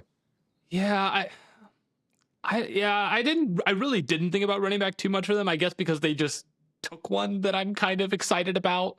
But yeah, I think running back would have been fair. There are a few guys that you look at that were pretty productive last year, and they took RJ Harvey, and that I think really honestly, I think it would be too high. Really? I was just wondering. Well, Judkins was really good. Yeah. Behind a bad offensive line, but he had an injury. Scatterbo, I'm really worried about the injury stuff with, for as good as he was too. And Hampton also got banged up, but Hampton, frankly, did not love how he looked last year. Not totally out on him, but I wouldn't take him this high after year one. Yeah. Yeah, I really like the Watts pick a lot. I think I would take him over the running backs. He's so good cycling that's through their biggest routes. need, or it was, right? Mm-hmm. Yeah, I guess safety is not a need, I guess, for them outside of next to Hufanga, someone who has that much protection on the ball behind. I was just asking. I know. I'm just saying. Watts is cool. He's not a bad run defender either. No, Watts was super versatile last year in Atlanta. So I think he would be a good ad for Denver if they redid this and they could get him here at 20. So I might go with the guy I'm taking here with Pittsburgh though, which is Jihad Campbell. I'm going with Jihad Campbell for Pittsburgh. I might have taken Campbell over Watts actually. Yeah. Campbell's fallen pretty far here to 21. I like Watts, but I would have taken Campbell over him decently, solidly. That's think fair. A linebacker with his coverage skills and his movement skills is just a little bit more rare. Yeah, it was him and Schlesinger. Campbell was really good last year. Did really good. It's crazy how Bond and Campbell are just recent Sonny Styles. Really. I mean, we got converted outside linebacker to inside, who is just very square, flies around to the football, takes on contact and tackles like nobody else. And then this long, slippery, like elusive coverage guy in Campbell. It's really a mirror image of each other. And if you've got two linebackers like that, maybe that's the best way to play defense, because the Eagles are like a top 2 or top 3 or definitely top 5 NFL defense. Yeah. And Ohio State's like definitely that in college. So yeah, those types of linebackers I think are very valuable. And for Pittsburgh, Harmon, I try to keep everything the same if it's close. I think Harmon's just a little bit too big and doesn't quite have like movement skills that really stand out to me for how big he is. He's just kind of, I don't know. I don't think there's much about him that stands out to me. Whereas with Campbell, like he just flies around, and I was worried about the way he'd take on contact and like get around people, but it wasn't too big of a weakness for him at all. And he tackled well too. So, and the Steelers really need off the ball linebacker, Patrick Queen and Wilson and number 50, Malik Harrison is not a great linebacking core. So Jihad Campbell would be sorely needed. I did like Harmon for Pittsburgh. I mean, I guess I'm looking at it through the comparison of like who they had when he was like early on in the year. You're watching Pittsburgh's run defense. You're like, oh my God, no one can like get off the ball or take on contact at all. And then Harmon came in. He was like, oh, okay, that's like a breath of fresh air. But I mean, I do think Campbell's the better pick here. But I would be a little bit concerned about their defensive line going forward if they didn't have Harmon out there. Yeah, I'm concerned about their like once 97 and 90 retire, I'm concerned about their defensive line. Yeah, but I guess that's fair. I mean, with or without Harmon. I think Campbell had a way better year one than Harmon. I don't know. Oh no, he did. He definitely did. He definitely did. Yeah. Yeah, their most efficient defensive lineup did not have Harmon out there. It would have been Hayward and Benton, and they're playing nickel. That's their best, according their best lineup. So I just don't think they totally need. I don't think they totally need Harmon. They probably would rather replace Queen or Wilson. Yeah, I think that's true. I'm here with the Chargers at 22. Not to play the need, but I feel like we've really broken off of a tier here for me in terms of just like these guys are great. Well, you know what? I don't even know if that's necessarily true. I went Tyler Booker. I thought he was really good last year, and it fills a huge need. I mean, you could also say like, you know, you just want to address offensive line in general, but it's tough because you really can't go tackle if you're the Chargers. I mean, we know now that their tackles blew up their season, but you're not going to take a tackle based off of that, right? Right. Yeah. Booker, really, really strong. His anchor was awesome last season. Got asked to pick up a lot of tough assignments, and I think did a pretty strong job for a rookie. Really young player too. I thought this was kind of an easy one considering how big of a need it fills. You maybe could have gone tackle just because maybe Slater can play guard. And if you go like best offensive lineman available, you could put like a Simmons at left tackle and that's Slater the other at guy guard. that I was thinking about, Simmons, but I just figured they have 2 tackles and they wouldn't want to mess with it. It's not a bad idea though. Yeah, you're right. But I mean, I've been talking about the on-off splits in the most efficient lineups. Penning, you don't even want to know Penning's numbers with the Chargers and the Saints and how bad they are. I wrote it down. I don't even have it. I had it for an episode. He wrote it down and threw it away because it was that bad. I wrote it down because it was that. You wrote it down and looked at it and sort of like got startled by it after rereading it and crumpled it up and threw it. I wish I could control F my notebook with force and search the word pen. I know it's really tough. I love writing stuff down so much more than typing it, but then it's like I'm flipping pages during the podcast, bro. Yeah. Sorry. Sometimes if I I have the exact same dilemma. Sometimes if I like, especially with film, if I can like write down like small notes throughout and then I can like type something up later, that usually. Yeah, I always end up like regretting that and being mad at myself while I have to look down at my sticky note, or I'm like, I'll just do a little sticky note, and then I end up with like 7 sticky notes that make no sense. I'm like, God damn it, dude, or whatever. So it's tough. But you know, no, we're really committed to finding this. Okay. You've been killing me with the like very movie-esque page turning sound effects while me and Blaiden discuss the best way. Well, I could probably just go on the website and just you can make them up. Again. No one's gonna look. All I know is that when Penning was on the field, and it was kind of a lot of snaps, the Chargers were the worst offense in the NFL. Their offensive line was like straight up Armageddon last year.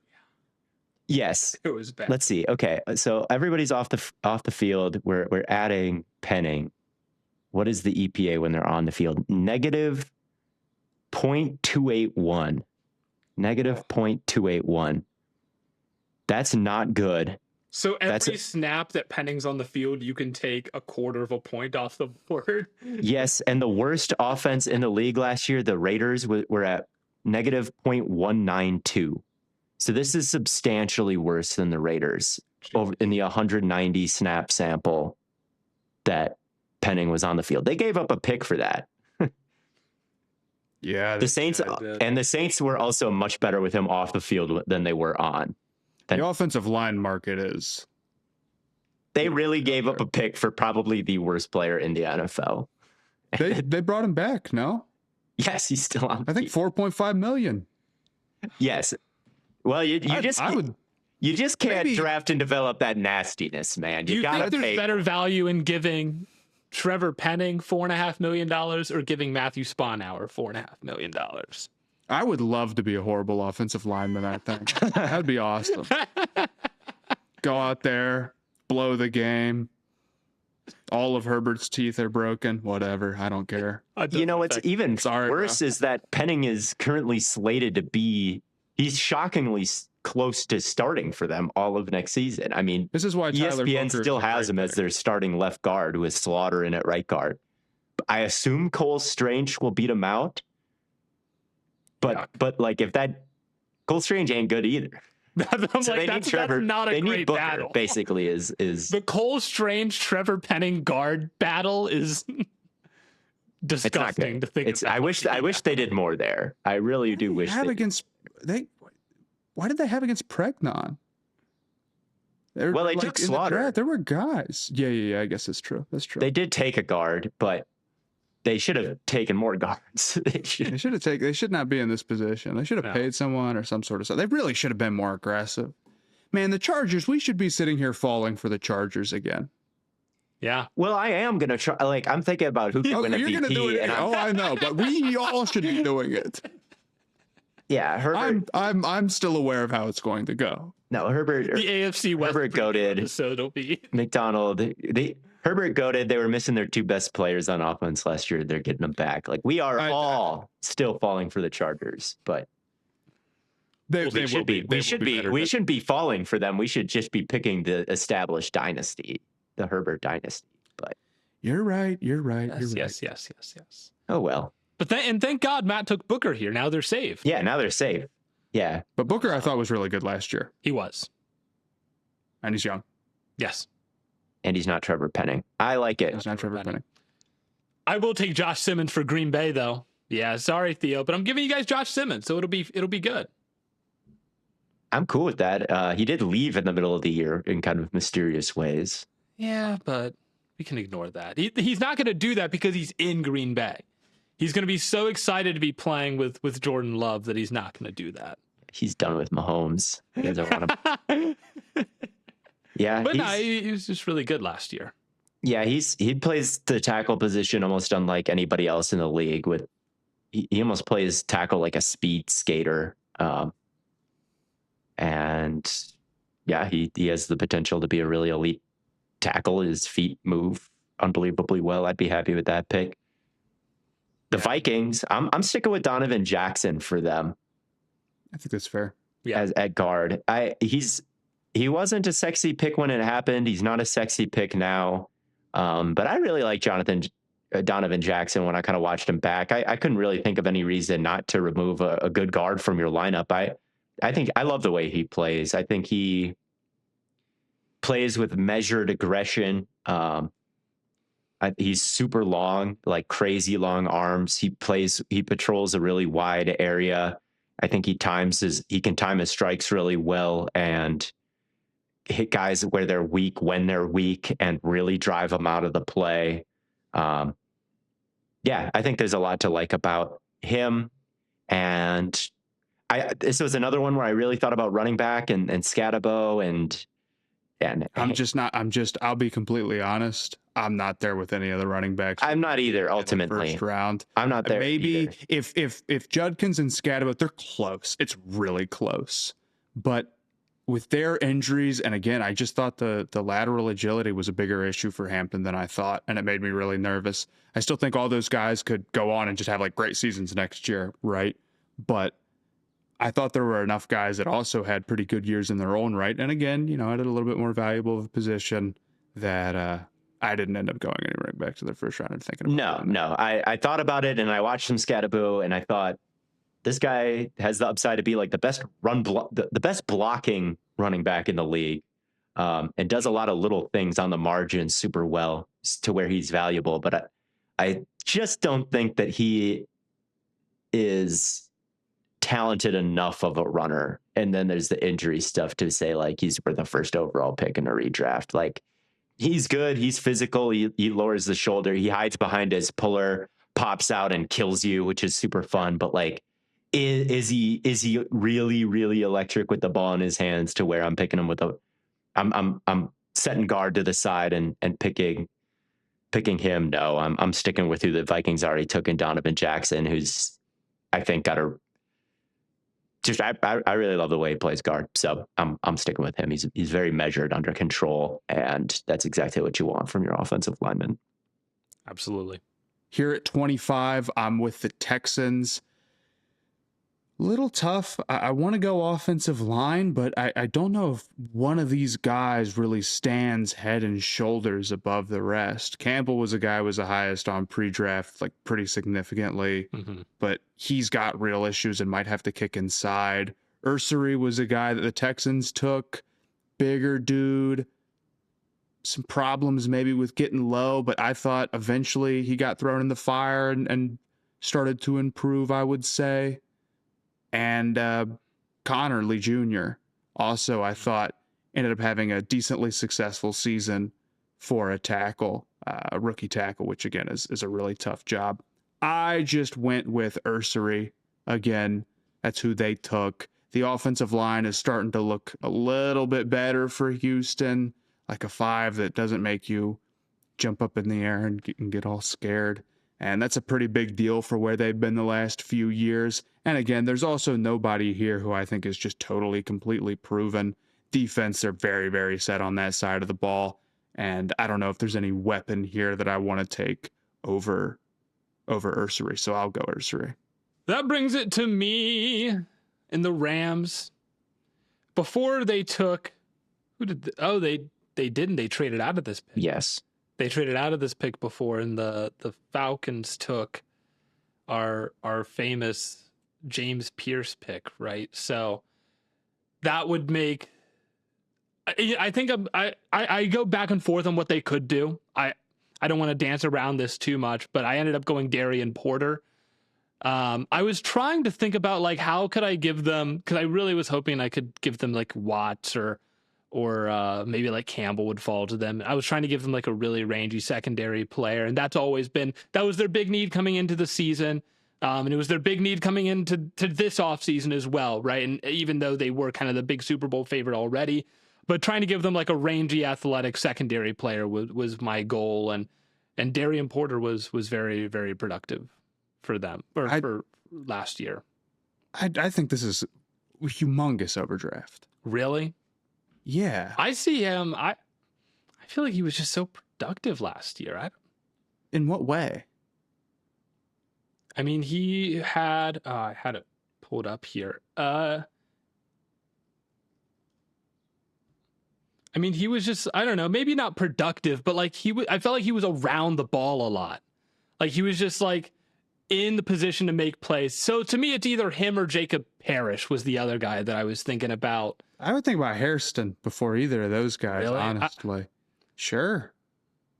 But I also don't know if I would be so locked into I'm only taking secondary no matter what. I understand it was their biggest need.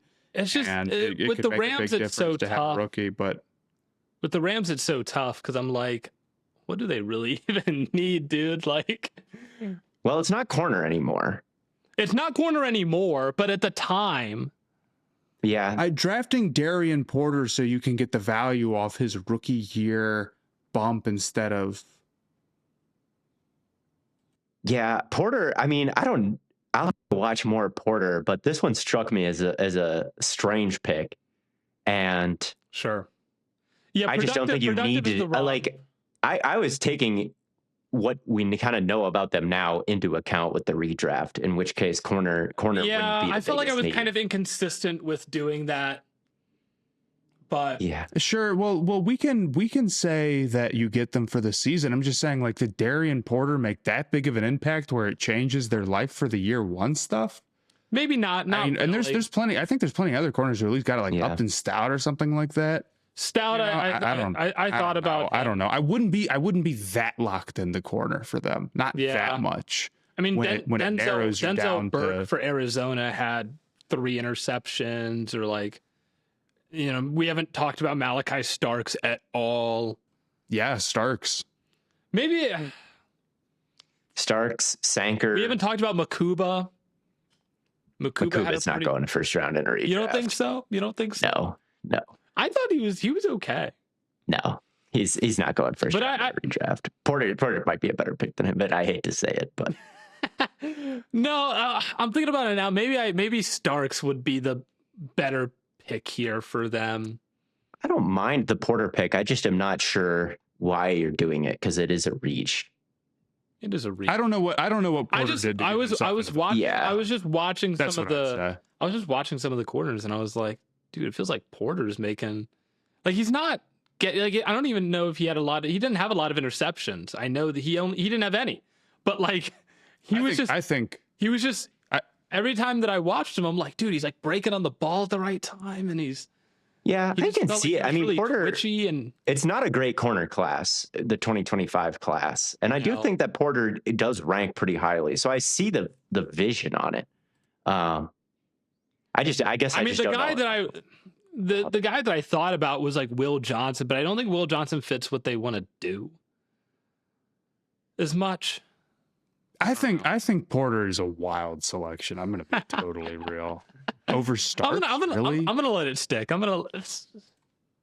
Starks is fine. I don't mind not taking Starks, but it sounds like if you want a versatile player on the back end, like Starks is that, or Craig Woodson, or just Craig Sanker. Woodson. I didn't even think about Craig Woodson. I do like Craig Woodson. There are safeties to take. You know what? I like that pick more. Give me Craig Woodson. You convinced me to take Craig Woodson instead. I didn't even think about him.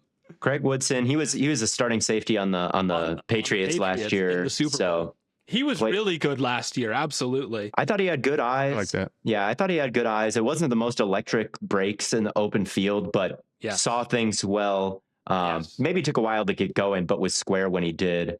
I thought maybe his breaks were a little bit better than Sankers, who was a really good open field tackler, but maybe not like if you're playing free safety and you're reading the quarterback and it's time to get on the dig. I wasn't sure if his first step was as good as Woodson's.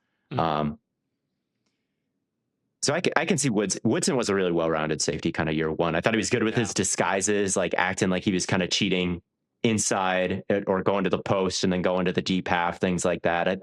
I thought he played really well. So I could see. Thank you for bringing up Craig. I totally forgot about. I would still go Starks here. You'd still go Starks. It's like I can see it. I just feel like I wasn't high on Starks coming out of the draft, and then I didn't think like his rookie year was that good. But Porter went off. Porter was I thought Porter was interesting. I thought he was unique. I thought he moved really well. I don't know. I think there is some. I don't disagree about Porter with the movement skills. I'm not even really like doubting Porter here. I just don't think he did like anything last year. No, production was the wrong word, and like it was mostly like he was moving really well and he was in the right place to where I think he could have made a lot of plays. And I think in a Rams defense, that could maybe turn into more plays because we saw that kind of happen with Emmanuel Forbes. I don't know if I can get behind that. Forbes is also still like bad. Forbes is still bad. He's not a disaster. Forbes is still bad. He just like didn't look like the worst corner in football.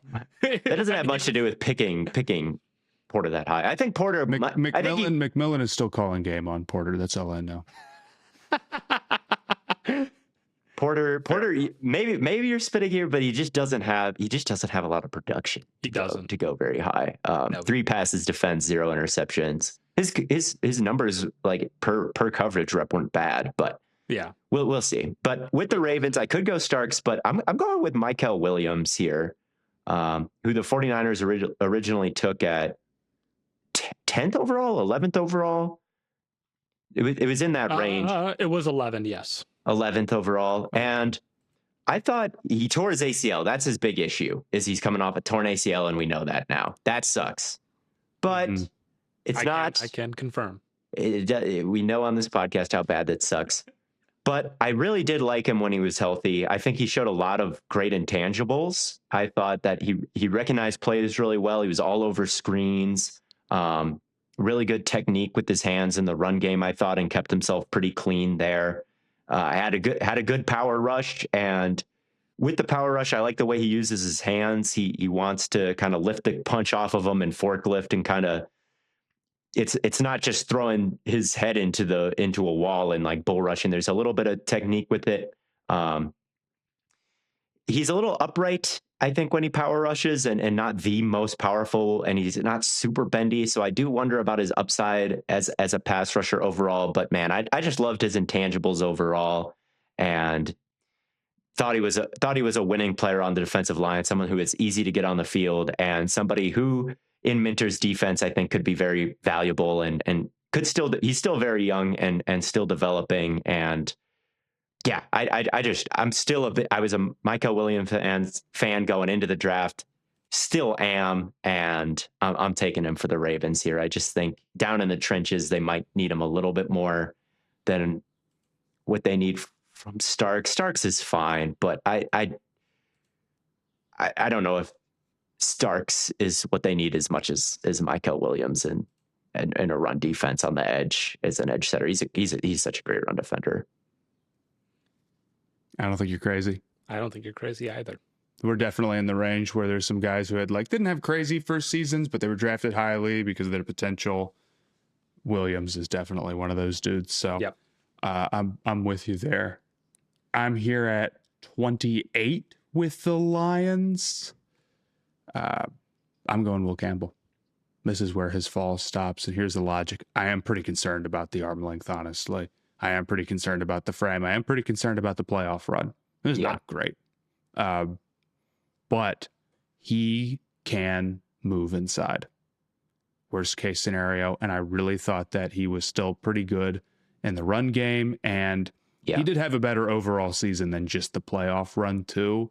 With Detroit, they really needed an offensive line. That's what they ended up going with. So Campbell here, maybe he can still try tackle now with Decker out. And if it doesn't work out, he can slide inside. We know they need an interior offensive line.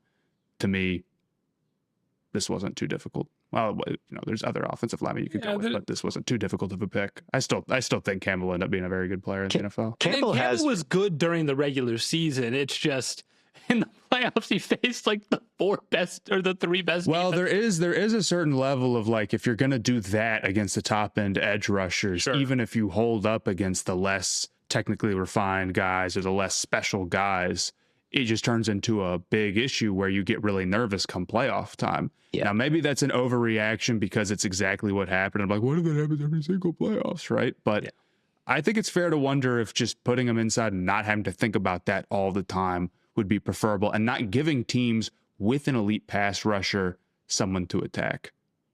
Yeah, I think with Campbell, there's still some really special traits about him.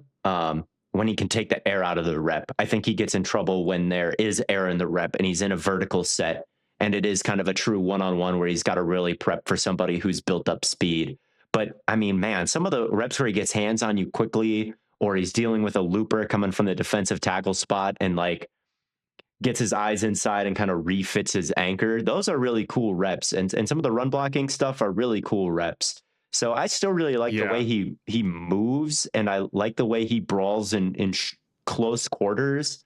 But yeah, so a move to guard could make sense for him, or just maybe changing his approach and jump setting guys more out on the edge at tackle. I think that his sophomore season with kind of some refinement to the way he plays the game, or a refinement to the position, there's still a lot of stuff to like, I think, about Will Campbell. Yeah, this might even be a hair low, if I'm being real. I think he could have gone 5 or 6 picks higher. I could have taken him for the Chargers, for instance. Yeah, four, he would not go 4 in a redraft, but I still see him in the first round and think like, yeah, there's still stuff to build off of with him. Yeah. And that brings it to me with the Commanders. I'm going to go Talik Williams here. I was a big fan of Talik Williams coming out of the draft, and I thought he did show up as a pretty good run defender for Detroit, just how I thought he would. But what I didn't expect is he showed some decent pass rush chops as well. He was like top 5 in pass rush win rate among rookie interior defensive linemen last year. And so I'm like, if he can show some pass rush chops, I think there is some like really, really serious upside. But even without that, because the only guy that I also thought about here was I did think about running back for them. I thought about Judkins, and then Kenneth Grant was the other guy that's a strong run defender that I would have liked.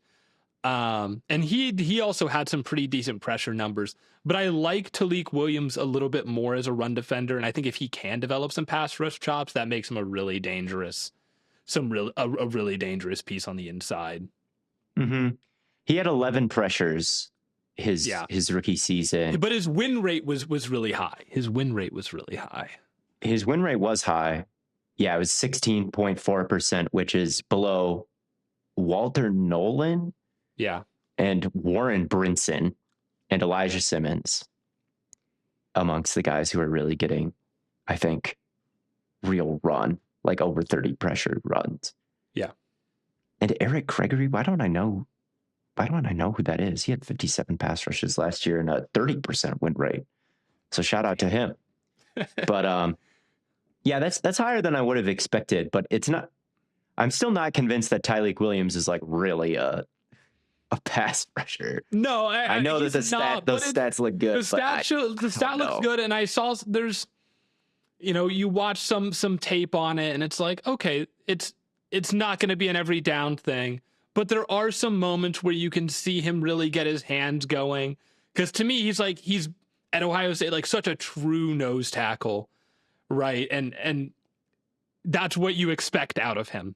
Mm-hmm. But if he can really get his hands going and start to move people off of and get the arm under and rip through a little bit, like I think there is some potential to to be a little bit more than just like a run defending nose tackle. The numbers are better than I thought. And not just in the grade too, in the grading too. It's pretty good. Yeah, maybe so. It does kind of feel like a small sample size that you're taking very seriously because Tyreek Williams is one of your guys. He is one of my guys, and he's goated, bro. He's a great run defender. He is, but it is a good rookie season. I mean, the numbers are good. So I get it. But with the Commanders, they brought in Settle. They have Deron Payne. I don't know if Tyreek was quite there at the time that they were drafting. They had Kinlaw. Sure, but we kind of know that their season was doomed anyway, so we're not worried about last year. And now we know that they've kind of addressed it. So I don't know if I can get behind the need. It's not like a Patriots situation where by chance, yes, how good they were in their rookie season is kind of really important. Sure. Yeah. I don't mind the pick though. Tyreek Williams, he did have a decent rookie year, so I don't mind the pick. I like Deon Walker a little bit more though. Well, I'm taking here the Bills pick. He's a huge nose tackle who I think has a little bit more to him visibly, at least from a pass rushing perspective. I mean, when he gets off the line of scrimmage and hits his arm over, it's very, very effective. He can really rip through, swim through. He can bull rush you. He's very powerful. He was the one bright spot amongst the defensive additions the defensive line additions that the Bills made in last year's draft, and I think they'd want to keep him around because, man, without him, they're really thin at defensive tackle now. I mean, Ed Oliver and him are holding down, and then outside of that, it gets really rough fast. So I think they got to keep those two together. He does pop up a bit high still. He can get washed out if someone hits him from the side when he's up like that. But he's also just a brawler and a bit of a fighter, and sometimes can maybe not hold the point versus double teams, but like occupy two blockers and keep the linebackers clean because he's just so big and so active. So if he throws the first guy and the second guy runs into him, maybe he's up high, but he's still kind of occupying those spots and keeping the linebacker free to fit off of him, which is ultimately what you want, even if it doesn't look like beautiful corkscrew DJ Reader type stuff. Hairston's didn't have a bad. He's still intriguing too. His movement skills. I mean, they moved him to free safety at points last year. He's outside corner. He's got sideline to sideline range in run defense and showed some flashes there. But he's also kind of banged up and down. And I'm sticking with Deon Walker out of those two for the Bills because Lord knows they need the pass rush, and they do. Yeah. That brings it to me with 31 for Kansas City. Lot of options, right? Could go Connerly Jr., who I think is among that next group of offensive linemen. Like I said, there's several of these first round picks who are maybe a little bit more developmental still, like Grant or Stewart. Hairston is not a bad shout considering where their corner room is. I don't know what to think of James Pierce Jr. as a prospect to take in this class right now. Obviously, he's too much of a red flag, but like the red flag is so brutal. Maybe Kansas City doesn't care about that. But I just kind of said we'll put that to the side for now. Yeah, for sure. And shout out the running backs. They have Kenneth Walker now though, and shout out Scortron, man, my guy. He could at least be pondered about. I don't think he's quite got himself back into first round range. I pondered him. He was good. He's ponderable for sure. I pondered him, but then went with Michael Williams. I like it. Ravens. I went Walter Nolan at 31. This is a pretty big swing. Walter Nolan had a calf issue, and then he tore his meniscus at the end of the season, I believe, which is bad, not the end of the world. Worse lower body injuries to have happen, but still not great. However, when Walter Nolan played, he did look really good last year. For sure. I went back and watched a little bit. I was incredibly impressed. The athlete that he is still shows up immediately. His first step is incredible. He's unbelievably disruptive. And we know that the Chiefs are looking for somebody like that. Now, I guess maybe I'm looking at this through the lens of like, well, they've already got that.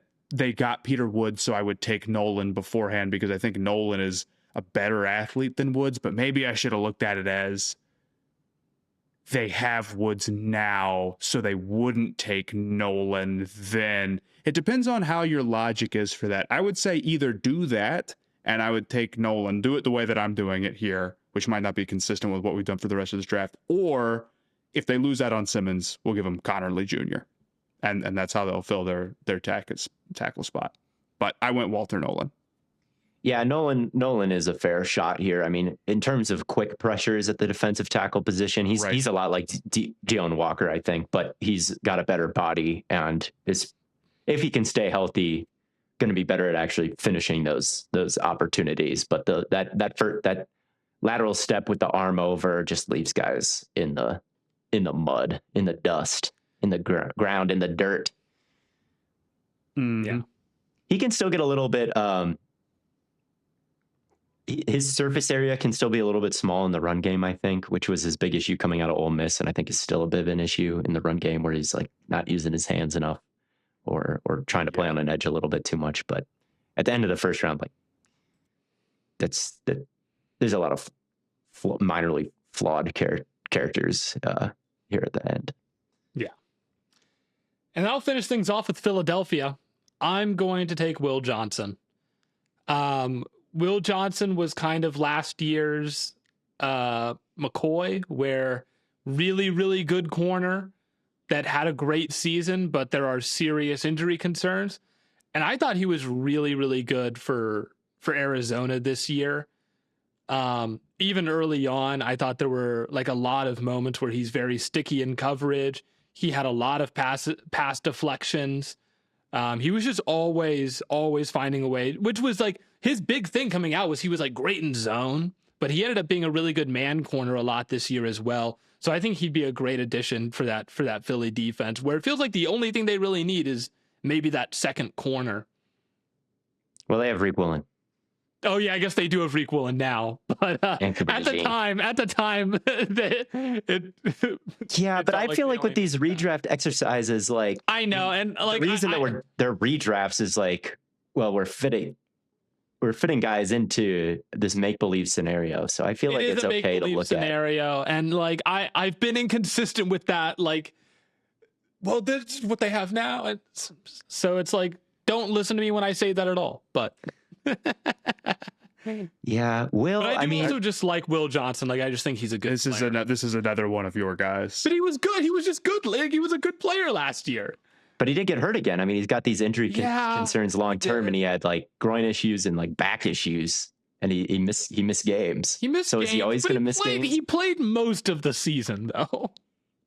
But is he going to play? Is he ever going to play 17 games 4 straight years? Like, is that going to be Will Johnson that he plays 17 games 4 straight years? In the playoffs. Look. He can play, and then when he gets hurt, Reek Willen comes in, and then when Reek Willen gets suspended for like, or when Reek Willen gets benched for giving up a big play or gives up a penalty, and then gets suspended when he shows up late to his meeting, right? Yeah. And then Will Johnson will be healthy again, and he'll come back in, and they'll win the Super Bowl, right? So, was he that much better than Hairston? Because with Nolan, I'm taking him over guys that I think will end up being good pros, but I think his upside is crazy because of just the athlete that he is and how much he showed out. I can't totally hate on you for taking a guy who's had injury issues because that's obviously what Nolan is, right? But is he so much better than Hairston, or is his ceiling so much higher? Do you think that maybe the ceiling isn't as high? Because there are the injury concerns, and every time you get hurt, and even then, I'd still think about Starks here. I'd probably I thought about Starks. I don't think you did. No, I did. I don't think you thought about. No, I thought about Starks, and I said, "Ew." Something not right with you, man. It's not. No, I'm a freak, and I'm ridiculous, and I'm I don't know. The Browns. Is there anybody else for the entire first round that you were considering that you did not end up selecting? I kind of named a lot of my guys. Yeah, I mean, Starks is one, Judkins is one, but again, I just don't think it was a particularly great running back group. Yeah. Grant is probably next off my board. Yeah, I still think Grant has some stuff. I mean, he was a top half of the first round guy. Didn't have a great rookie season, and I don't think his stats were all that good. But I still think he's worth building around, and I still think he's huge and can hold a double pretty well and has pass rush upside. So he's probably next. He's probably best to the rest. Another guy that went in the first that we didn't take is Shamar Stewart to Cincinnati. He's probably a little overhated right now, but I didn't consider him too much as a first round pick. Still, even having said that, we talked about Harmon. I thought about Jonas Sanker, who I've mentioned multiple times. He's a really good open field tackler and was a productive safety for the Saints last year. There are a couple more guards that I thought about: Ratledge and Wilson and Dylan Fairchild from Cincy. Those were all guys that I considered, but just didn't quite have the seasons that of like a Deion Walker or a Michael Williams, I thought which were my last two picks. Those guys are kind of either physical freaks at the defensive line position, or great intangibles, or great disruption, or something like that. And the guards, I was like, yeah, they're solid. They're solid. They're decent pros, but I just didn't quite see the upside as the defensive lineman, I thought. So those are, and Scantron, I thought about a little bit. Nick Scorton, that being the Panthers' second round pick from last year, but didn't prefer him over those last two defensive linemen that I took. And then Matthew and Hairston. Golden. I thought about Hairston. Golden. We'll do this next year. Golden will go first overall. I know. You was just Golden might break out. I didn't really consider him though. Yeah. After last year, I don't think there's a way that I was like really considering him right now. He's got to prove it. I was thinking about the fans, like what would the fans think if their team, like, would they really want me to swap out the guy they picked for Matthew Golden? And the answer is like, probably not. You didn't pick Golden because he's trash and you hate him. I thought about picking Golden for the Packers just to see how you would react, Theo. I mean, we'll see. We'll see with him. He left on a really good note versus the Bears. Sure. But I don't know if he necessarily projects it's not any kind of dominance. It's way too bad of a start. Yeah, it wasn't a good start for me to not drop him at least 10 spots. Yeah, no doubt. But that's our 2025 NFL redraft. We're thinking about doing some more of these 2024, 2023, et cetera, as we get more and more into the off season before we do our division previews and everything. But that'll do it for this episode of Stay Hot. Thank you all so much for tuning in. As always, make sure you check out the Patreon. A lot of cool stuff there. Shout out Matt for making a little preview for the YouTube. That's really cool. And until next time, as always, from your favorite fellas here, Matt, Theo, Blaiden, we will catch you on the flippity flop.